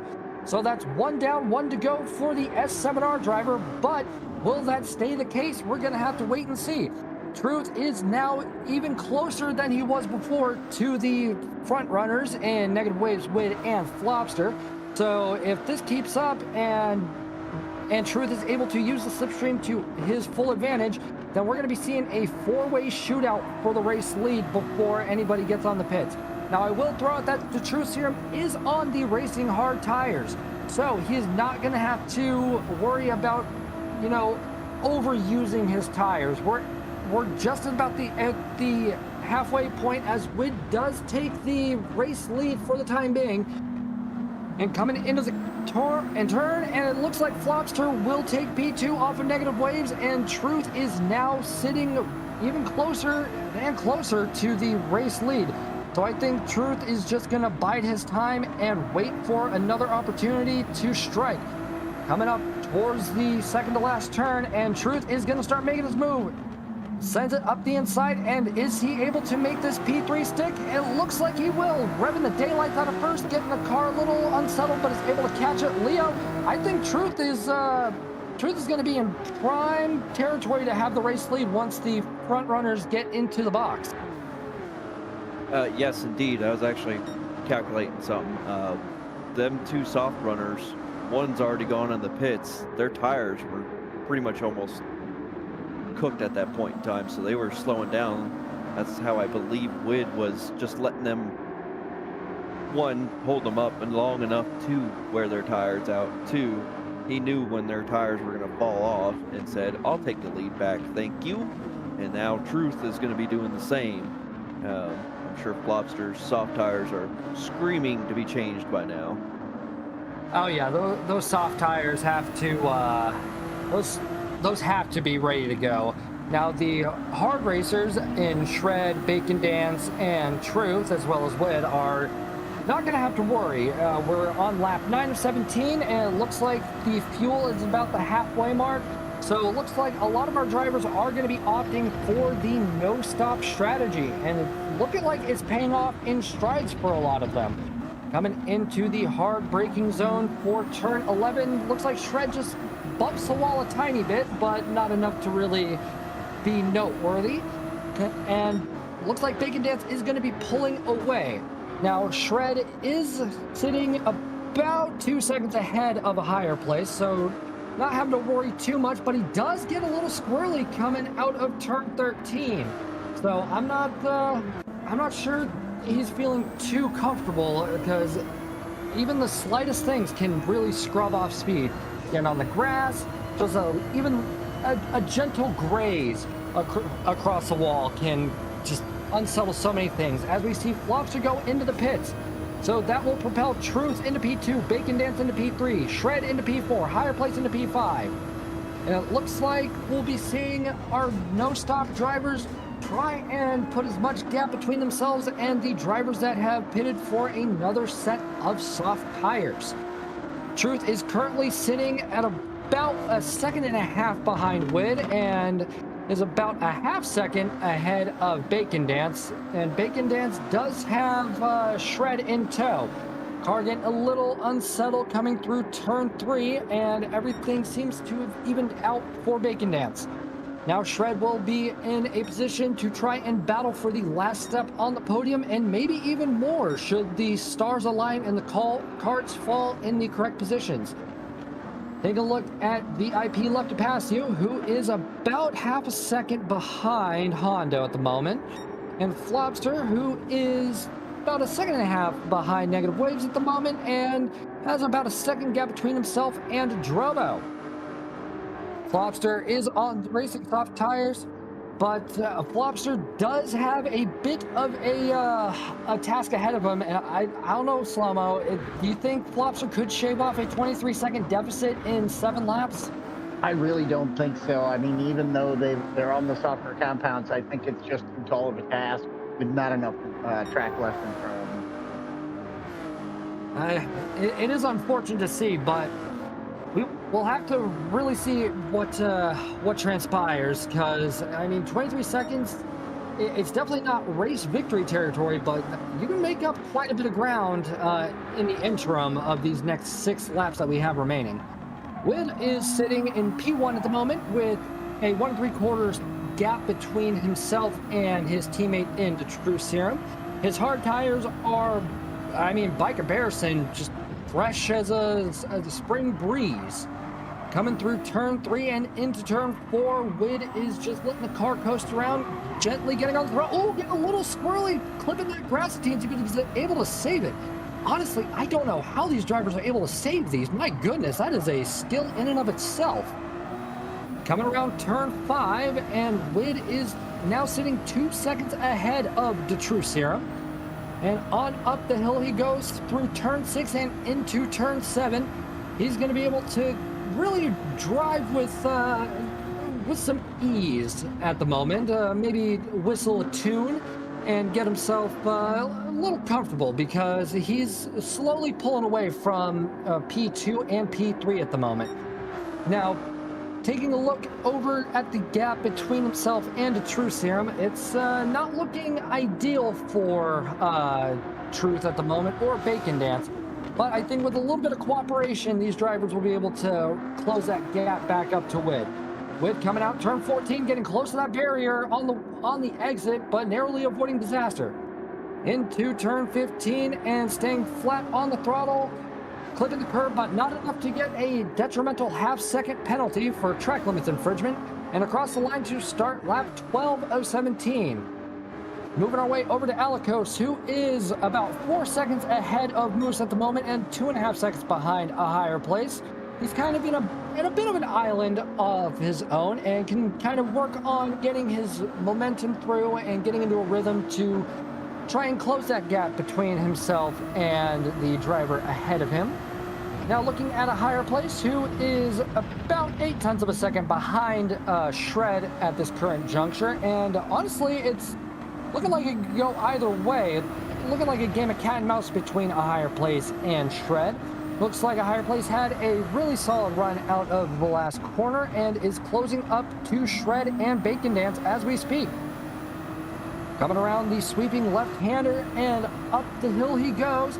looks like Shred is starting to pull away just a tiny bit, but I think, if I'm not mistaken, Leo, a higher place is still within slipstream range. I believe so. I think it's a half second. If you're a half second back, you are definitely still in slipstream range. Thank you, Leo. And taking a look, it looks like a higher place is starting to slowly chip away at that gap between himself and Shred. But it looks like Alikos is not getting the same stroke of luck for the moment. Coming up to the penultimate corner, and that gap's getting even closer between Shred and a higher place, and narrowly missing the wall again. But is able to keep it pointed in the right direction, and that gap is now only 0.3 of a second as we start the last corner and the long straightaway to the start finish. So a higher place will be in prime overtaking position if he can get as much of this slipstream as possible. He's getting closer and closer to Shred. Will he make a move up the inside? It does not look to be so.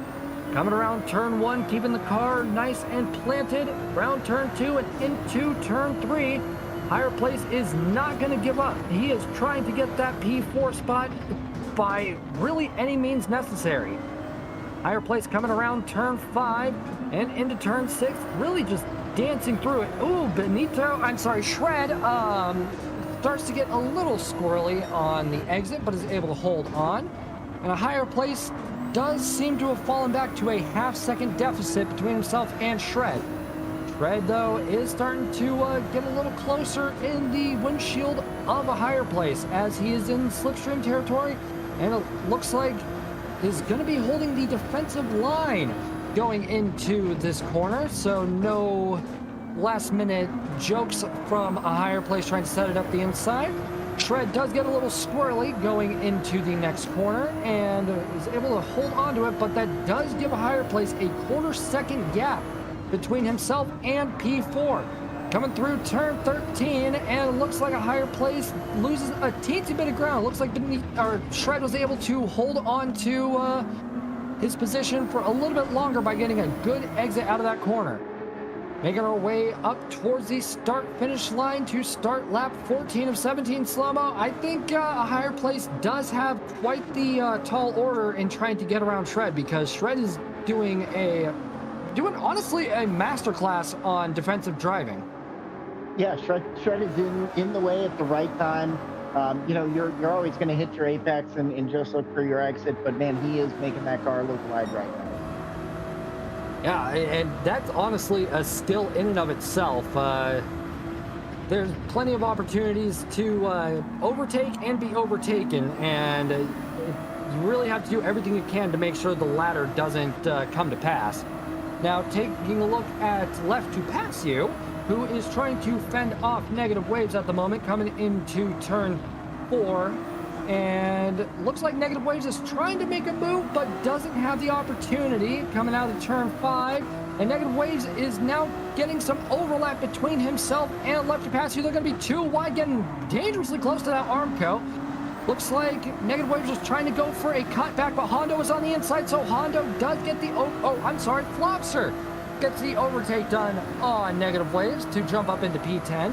So it looks like Flopster on the Racing Soft Tires as well as Negative Waves on the Racing Soft Tires are going to try and get around left to pass you by any means necessary.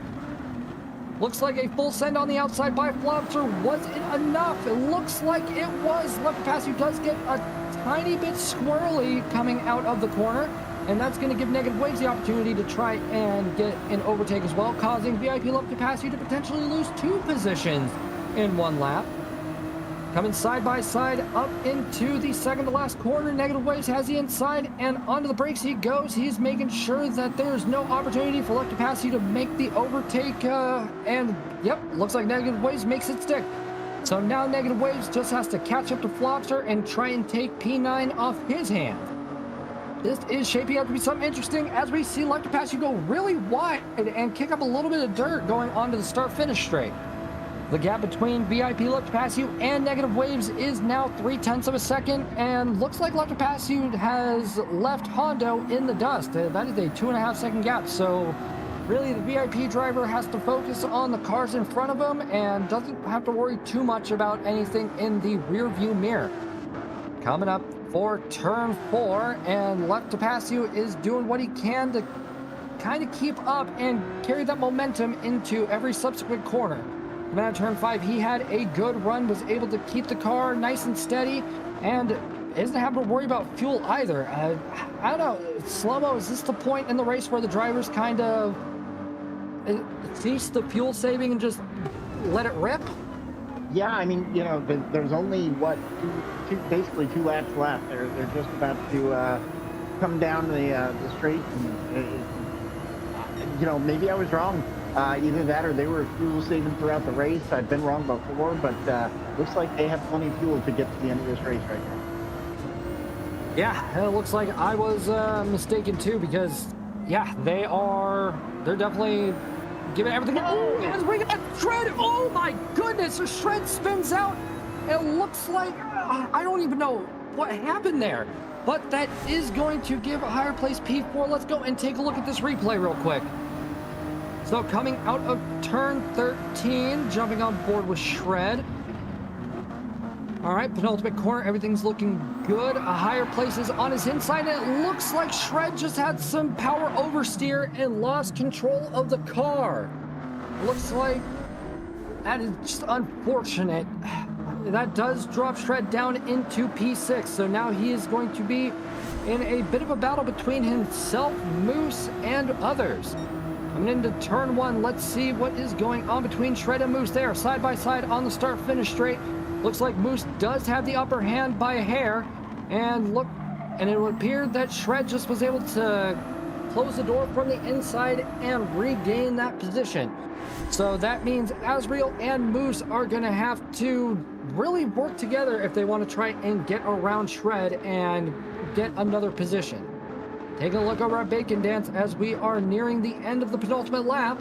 It looks like his fuel light is flashing. His hards are looking at about half-life, so the tires aren't really going to be a point of contention. And I think Bacon Dance is going to have to try and get within slipstream range of S7R's to Truth Serum, because Truth is doing what he can to try and catch up to Wid at the moment. Little flash of the headlights from Bacon Dance as he comes around the second to last corner, as does a higher place. Fuel lights on, tires are looking better for a higher place. Well, it would appear Alikos is about 2 1/4 seconds behind a higher place at the moment. So not in any position to make a move right now, but we still have 1 more lap to go. These tires are a little worse for wear, and the fuel is now running rather low. So if anything can happen, this will be the time for it. Take a look at Shred, who is trying to fend off Moose and Flopster. He's got about a half-second lead over Moose at the moment. Coming into turn 1, is Moose going to try and get cute with it? It looks like it, but doesn't get the inside and has to take a slight evasive action. So it looks like that wasn't the time for Moose, but if we know that that NRL veteran, this is not going to be the last time we see him try and make some magic happen. Take a look at Flopster, who is trying to get an overtake on the inside done on Moose, but to no avail on turn 5. Coming up towards turn 6, will Flopster try again and make the move? Does not look... Oh, it's looking maybe. Nope, it looks like Moose just had the overspeed on the outside to be able to fend off Flopster. But as we head up towards turn 8, this is going to be interesting to see for Flopster, because Moose is going to hold onto that inside line to prevent Flopster from going for a send. But Flopster sends it on the outside. Moose does have the inside, though, so will he make it stick? Ooh, Moose loses control of the car just a little bit, and that will cost him the position to Flopster. Now the driver in P7 has to just catch up to Shred.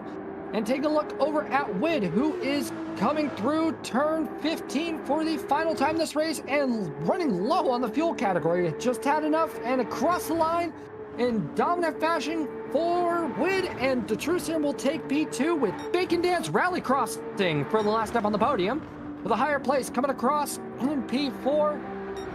Alikos coming across with no more fuel left for P5. Shred was able to hold off Flopster and Moose to take P6. VIP left to pass you will take P9 with Azriel in P10. Negative Wave finishes confidently in P11. And take a look at Audrey the Squirrel, will be able to finish valiantly in P13, and Drobo will be finishing out our racers for this round. What a race we had. And I can't believe they all made the fuel work. That was beyond impressive. But a congratulations to Wid for a clean race and pole position victory.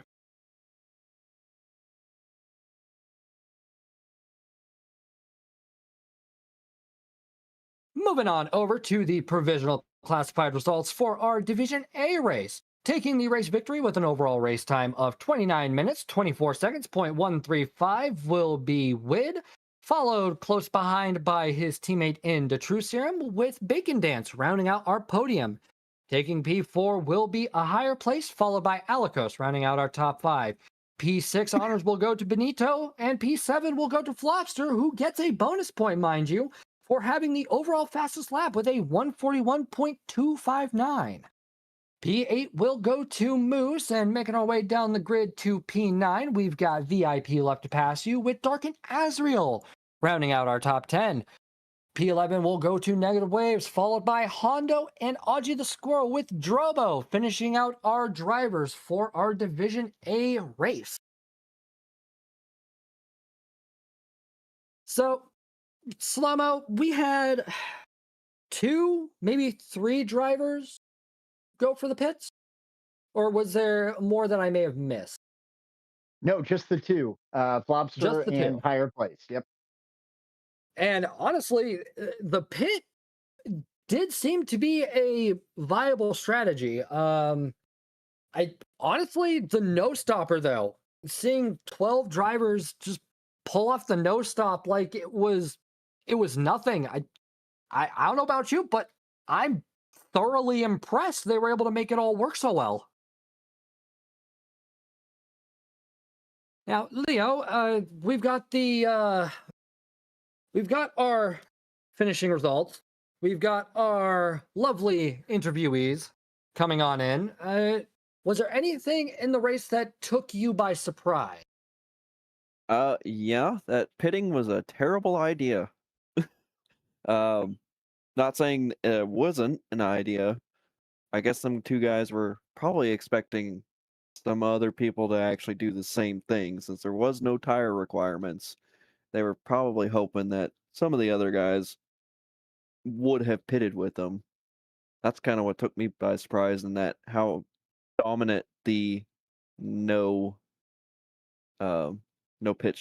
pitting was. You know, I can agree with that in quite a few regards. The pitting was a good idea, but I think it was also kind of a dependency strategy, because you were dependent on the other drivers also taking the soft compounds. Now, when they had the fresh softs, my goodness, they were just dancing around the track, and it was almost a work of art, if I'm honest. And I can't wait to get the thoughts of our podium finishers. And let's start by talking to good old Bacon Dance.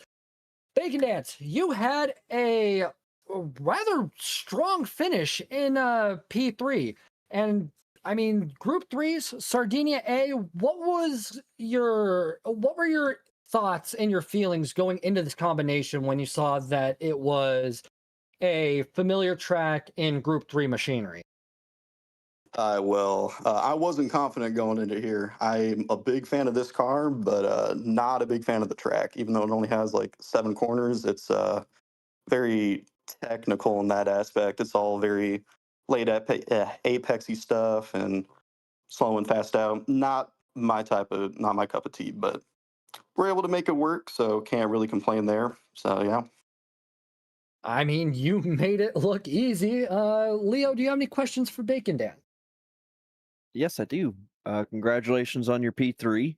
How did you settle on a pit strategy or lack thereof? Thank you. Really just doing some loose practice, just trying hitting on the softs and then running all the way on the hards and seeing which one's working out better for you. I really didn't think everyone was going to be going on the hards. I assumed the softs were faster and I was just going to be on the off strategy, but seeing, I don't know, it just kind of caught me off guard how everyone was on hards. I thought it was faster anyway, but yeah, I'm just glad it panned out. A lot of those guys that were on softs were battling with everyone. That really helped my race out, so I like that. Yeah, that was very interesting to see that everybody kind of did the no stopper there. Also, your feelings and my feelings on this track are one and the same. Not a big fan of it. Oh I yeah. I've never been able to conquer it, but hey, you did better than I could. So, congratulations again. Over to you, Slow Mo. Yeah, Bacon, nice run there. You started out qualifying in P8, if I'm not mistaken, and worked your way hmm all the way up into P3 for the podium. Obviously you had an opportunity for those guys battling. Anything that you would have done differently in your hindsight here? Been faster in quality, and been faster in the race. That's about it. Well, you I make mean, it sound easy. oh yeah, I know. I mean, I did everything I needed to do on track. I think I passed maybe 2 or 3 cars actually on pace, but the rest of them were taught like 2 of them pit from softs, and there was an accident on like lap 1 or 2. I kind of want to go back and watch that. But outside of that, it was just run the laps down and yeah, just kind of finish her out. Yeah, very well done. Congratulations on the podium finish today. Thank you. All right, and let's go and have a word with our P2 finisher in S7R's The Truth Serum. Truth, you and your S7R compatriots are no slouches when it comes to your training and your repetitions when it comes to racing in the NRL or just really racing in general. So when you guys saw the car and track combination, you guys saw the race details, what were some of the strategies that you guys had considered before settling on the no stopper? Um, well, what we it seems like we've evolved this little thing where we kind of start off just driving around and figuring out the pace on the all the compounds, and then have a look at those lap times, and then figure out what the possible strategies are, and then you just run the scenarios a few times and see what the total race times look like, and then try to think about what traffic might look like and things like that. And I think we determined that hards were viable. Both strategies were viable, but I do think that if you were able to pull off a race where you didn't end up um, getting involved in too many shenanigans, that the hards were ultimately faster. But the trick was not to get caught up in too much battling or having an incident. That was really the trick, right? Okay, I when you put it like that, okay, I see how it was. You pretty much had to race to perfection, and I love how easy you guys all made it look that did the no stopper. Off to you, Leo. Yeah, congratulations again. Good to see you up here. Thank you. This is what It's been a while. it's been a while. It has. Um, I, I guess were you shocked when you saw both you and Wid P1, P2 at the beginning of the race, or Well, it's pretty hard to be shocked if Wid's P1, right? Because he's off well, there. yeah, I wasn't shocked. I was pleasantly surprised, but it's hard to know, right? Because this league's getting more and more competitive, and from week to week, you just don't know who's going to show up and be like really fast on a particular combo. So you just kind of settle in. But then once I noticed I slotted in second and first, and I knew that if we made it to that first pit stop and some people pitted, then we were going to be in great shape if we were still up there. yeah. Did y'all have like a little communication of, well, we'll work with you and you work with me kind of thing? Nothing specific. Like we weren't in chat or anything tonight, but we've raced together like so much that we have pretty smart racers on our team. So we're pretty good about not getting in each other's way or ruining each other's races, with the exception of one race at Watkins Glen where I destroyed Wit into a wall. If you go back a few seasons ago. But Oh, I think I yeah, remember that one. Yeah. Whoopsies. yeah, whoopsies, exactly. Well, congratulations. Over to you, Slow Mo. Yeah, wow, representing the S7R team very well today. You guys taking P1 and 2. We were speculating a little bit up in the booth. Obviously, the fuel refill rate was very slow. How much fuel saving did you guys actually have to do during today's race? Uh, I started off shifting at about 60, 65%, and then that would usually do pretty well. And then the last few laps, that would leave me over with like maybe half a lap of extra fuel, where I could kind of Okay. go to 80% shift, and that would make it work. Okay, yeah, it's like you guys made it look so easy where we're looking at the fuel and it's like, well, we were worried that fuel was going to be a big factor, but it didn't. It looked like you guys managed that very well. Congratulations to the S7R guys there. Well done today, Truth. Yeah, thank you very much. And yeah, it wasn't a race that you were going to just walk on and win if you didn't practice. So a lot of hard work went into it. And anyway, congratulations to everybody. And also congratulations to Bacon Dance. I was smelling the bacon in the background for a long time. All right, thank you very much, Truth. And let's go and have a word with our race winner in S7R's WID. WID, you are no slouch. You made these guys work for it, and honestly, I need to ask, how much practice did you do over these 2 weeks to get this down pat? I mean, hard to say. I practiced a bit more for the first race, that's for sure. We had like a different league race last weekend, so it was mainly just this past week that I had been turning in the laps. But I think I spent a decent amount on it, yeah. All right, well, I mean, honestly, I'm starting to question, is there anything you can't do? Because you in P1 are becoming scarily synonymous with each other. Leo?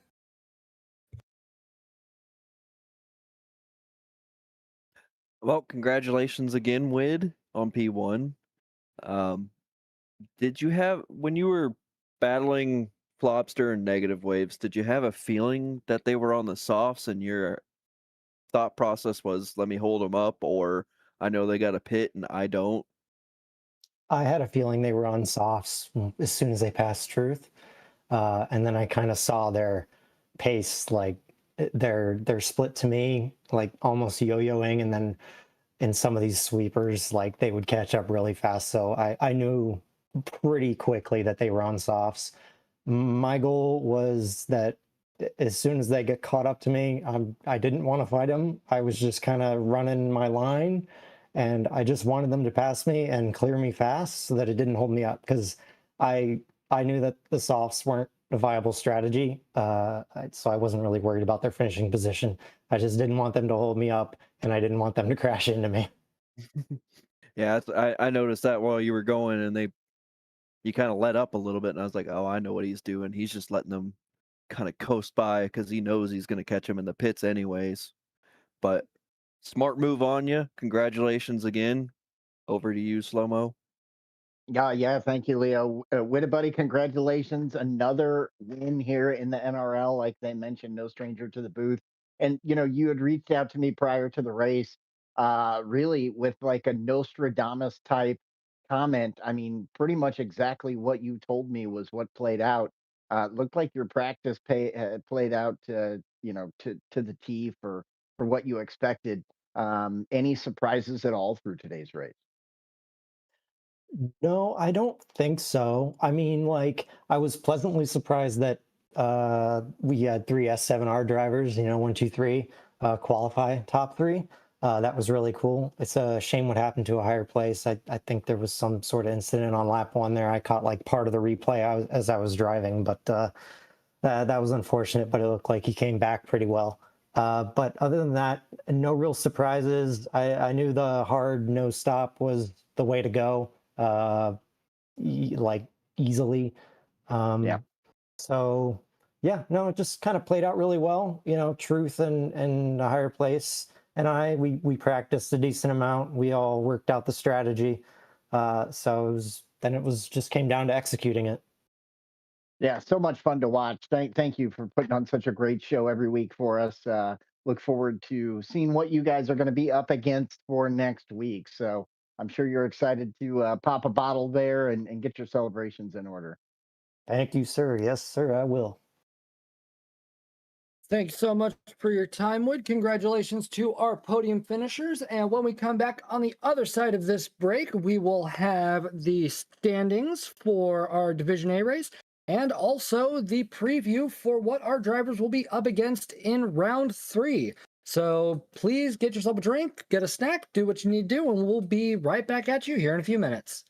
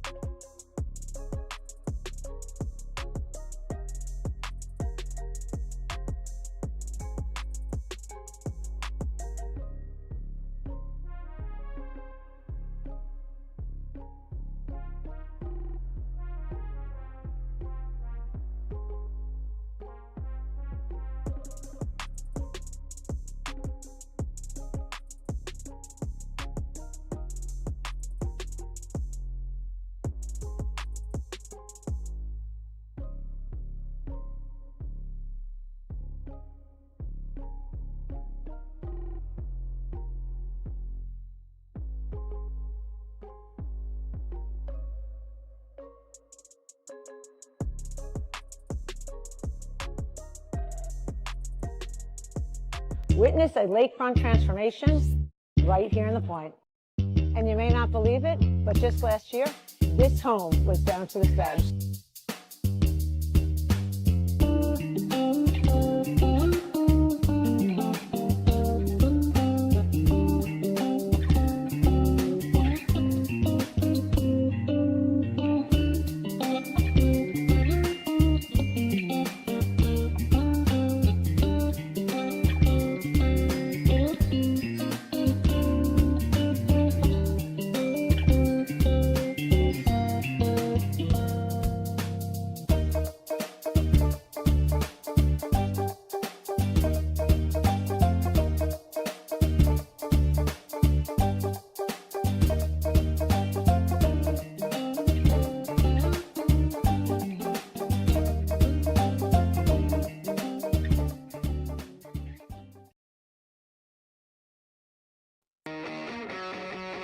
Hi, I'm Mark Goldstein, and welcome to Hankey's. We are located in the heart of Old Town Florissant, 901 North Lafayette, a few blocks down from Sacred Heart Church and Hendel's Market Cafe. This local establishment started in 1926. The Hankey's family bought the bar from the Schraders in 1955 and then turned into what it is today, Hankey's Tavern. And in 2021, a group of local investors became owners of Hankey's Tavern. Recently, we went from a dirt pile to a full-fledged patio, which has bags and washers, entertainment on Friday, Saturday night, which we hope to extend that. We have extended our kitchen hours, which is a request for many, many years. We do have draft beer back after a 12-year lull of no draft beer. We have brought that back with Budweiser as our mainstay, since this was a Budweiser bar in 1926, right before Prohibition. We're still doing the crinkle cut fries and our cheeseburger platters, but now we have a couple new creative ideas that our kitchen staff has came up with. So come in and try our homemade chicken lollipops. We smoke them fresh daily and then fry them and top them with a Asian butter sauce, and then top with green onions as well. That's our biggest hit right now that we have on our menu. Each and every day we make fresh sauces. and we take pride in that. We feel like we have a very good variety of sauces that pair well with our appetizers. Whether you want to come in here for lunch with just you and a buddy, or you want to come in here with you and your whole group of people, whether it's 20 people, 200 people, we feel like we can accommodate everyone and anybody. As of this year, we've done something that it hasn't happened in the history of this establishment. We do accept credit cards. We established a Hankey's Helps non-for-profit organization that reaches out to friends in need. Hankey's is a community bar. We have a lot of the regulars from years past still attending. We have a lot of the regulars that have left our area that are coming back in droves to see what's going on. Hours of operation is from 11 a.m. to 1:30 a.m. The kitchen hours are from 11 a.m. till 8 p.m. Monday, Tuesday, Wednesday, and Thursday, Friday, Saturday, 11 a.m. till 9 p.m. Find out more information about Hankey's on our Hankey's Facebook page, Hankey's Tavern. We put the band, when the bands are going to be here, the events are going to be here. Come join us at Hankey's Tavern for a burger and a beer. You'll enjoy all the new items that we have, and you'll enjoy all our new improvements. So we look forward to seeing you in the future. Again, join us on our Facebook page, or you can call us at 314-386-1525 to get a carry-out order, or if you have any questions.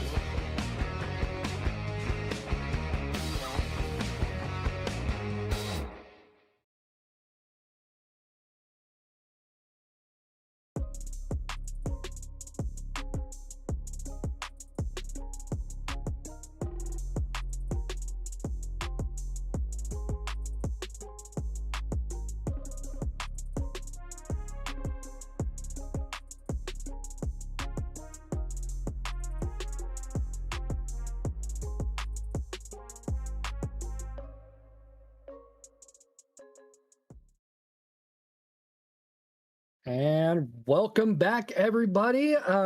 We've had quite the exciting evening, and here in just a moment, we're going to see how those standings look for Division A, and we are going to be taking a look at the car and track combinations for round 3. But before we do, I'd like to give one last thank you this evening to the DGDR podcast, Trails and Custom Construction, Hankey's Tavern, and Little J CPA for your support this season. It really means a lot to us. Now let's go and take a look at our Division A standings for Friday. Looking at the overall race standings for Division A, we see that S7R's WID is currently leading the charge with 56 points, followed close behind in P2 by Shred. Rounding out our top 3 for Division A is Alicos 1 in a tie with himself and Bacon Dance at 30 points. We've got a tie for P5 with the True Serum in a higher place with 23 points, followed by IORT Azrael with 18, Lobster with 16, Moose 21 with 15, a tie for P10 with Negative Waves and VIP Left to Pass You both having 7 points, a tie for P12 between Drobo and Honda with 5, and rounding out our Division A Friday standings is Audrey the Scroll with 4 points.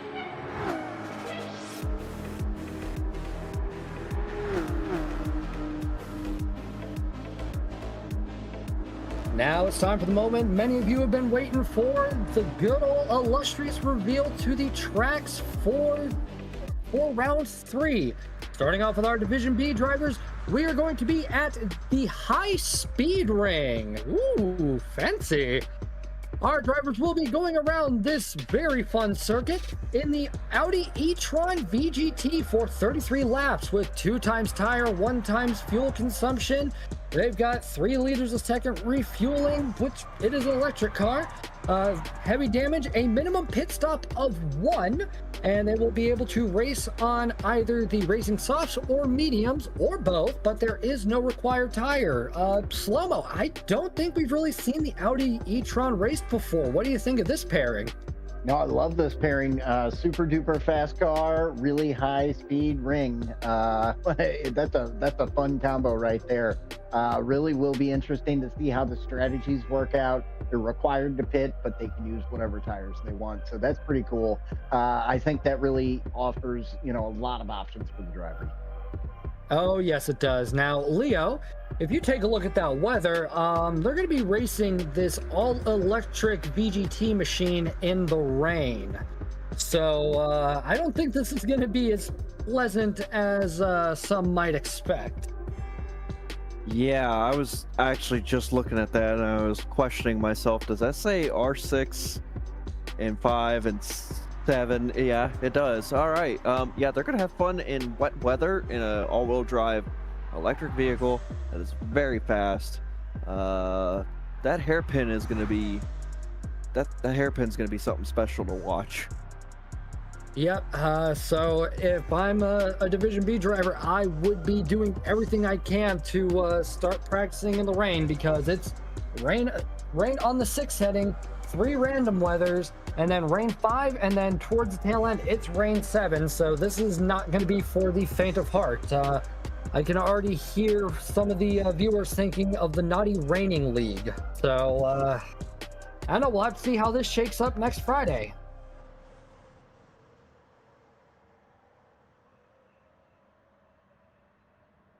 Making our way over to our Division A race for round 3, and let's see what our drivers have in store. They are at Willow Springs.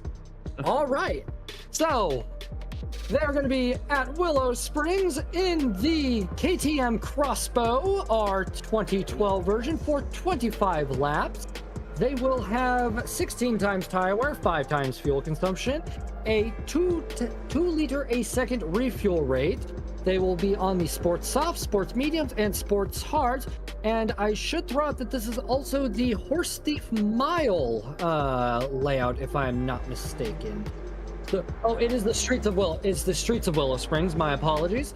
So yeah, this is going to be this one's an interesting one. This is certainly going to be a doozy for our Division A drivers. What do you think, Leo? Yeah, but a car that's perfectly suited to this, I think. It's a good little track car. It's not super fast, but it's fast enough, and especially on the streets of Willow, it's going to be a good combo. There's going to be a lot of close racing on that. Yeah, close racing will be aplenty for this one. Slow-mo, do you happen to be a fan of the Streets of Willow Springs? No, quite the opposite, actually.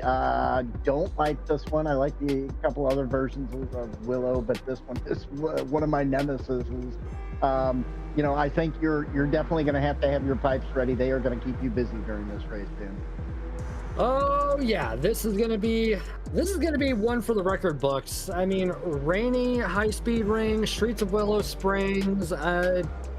It may be a little early to tell, but this might be that infamous kitchen sink round that our drivers will have to contend with. But the fun doesn't stop here, so make sure you tune in tomorrow at 1 p.m. Eastern Time, 10 a.m. Pacific Time. I believe it is now 6 p.m. British Time for round 2, hosted by Flawed, T-Case, and Tati. It's also going to be one for the record books, so make sure you do not miss it.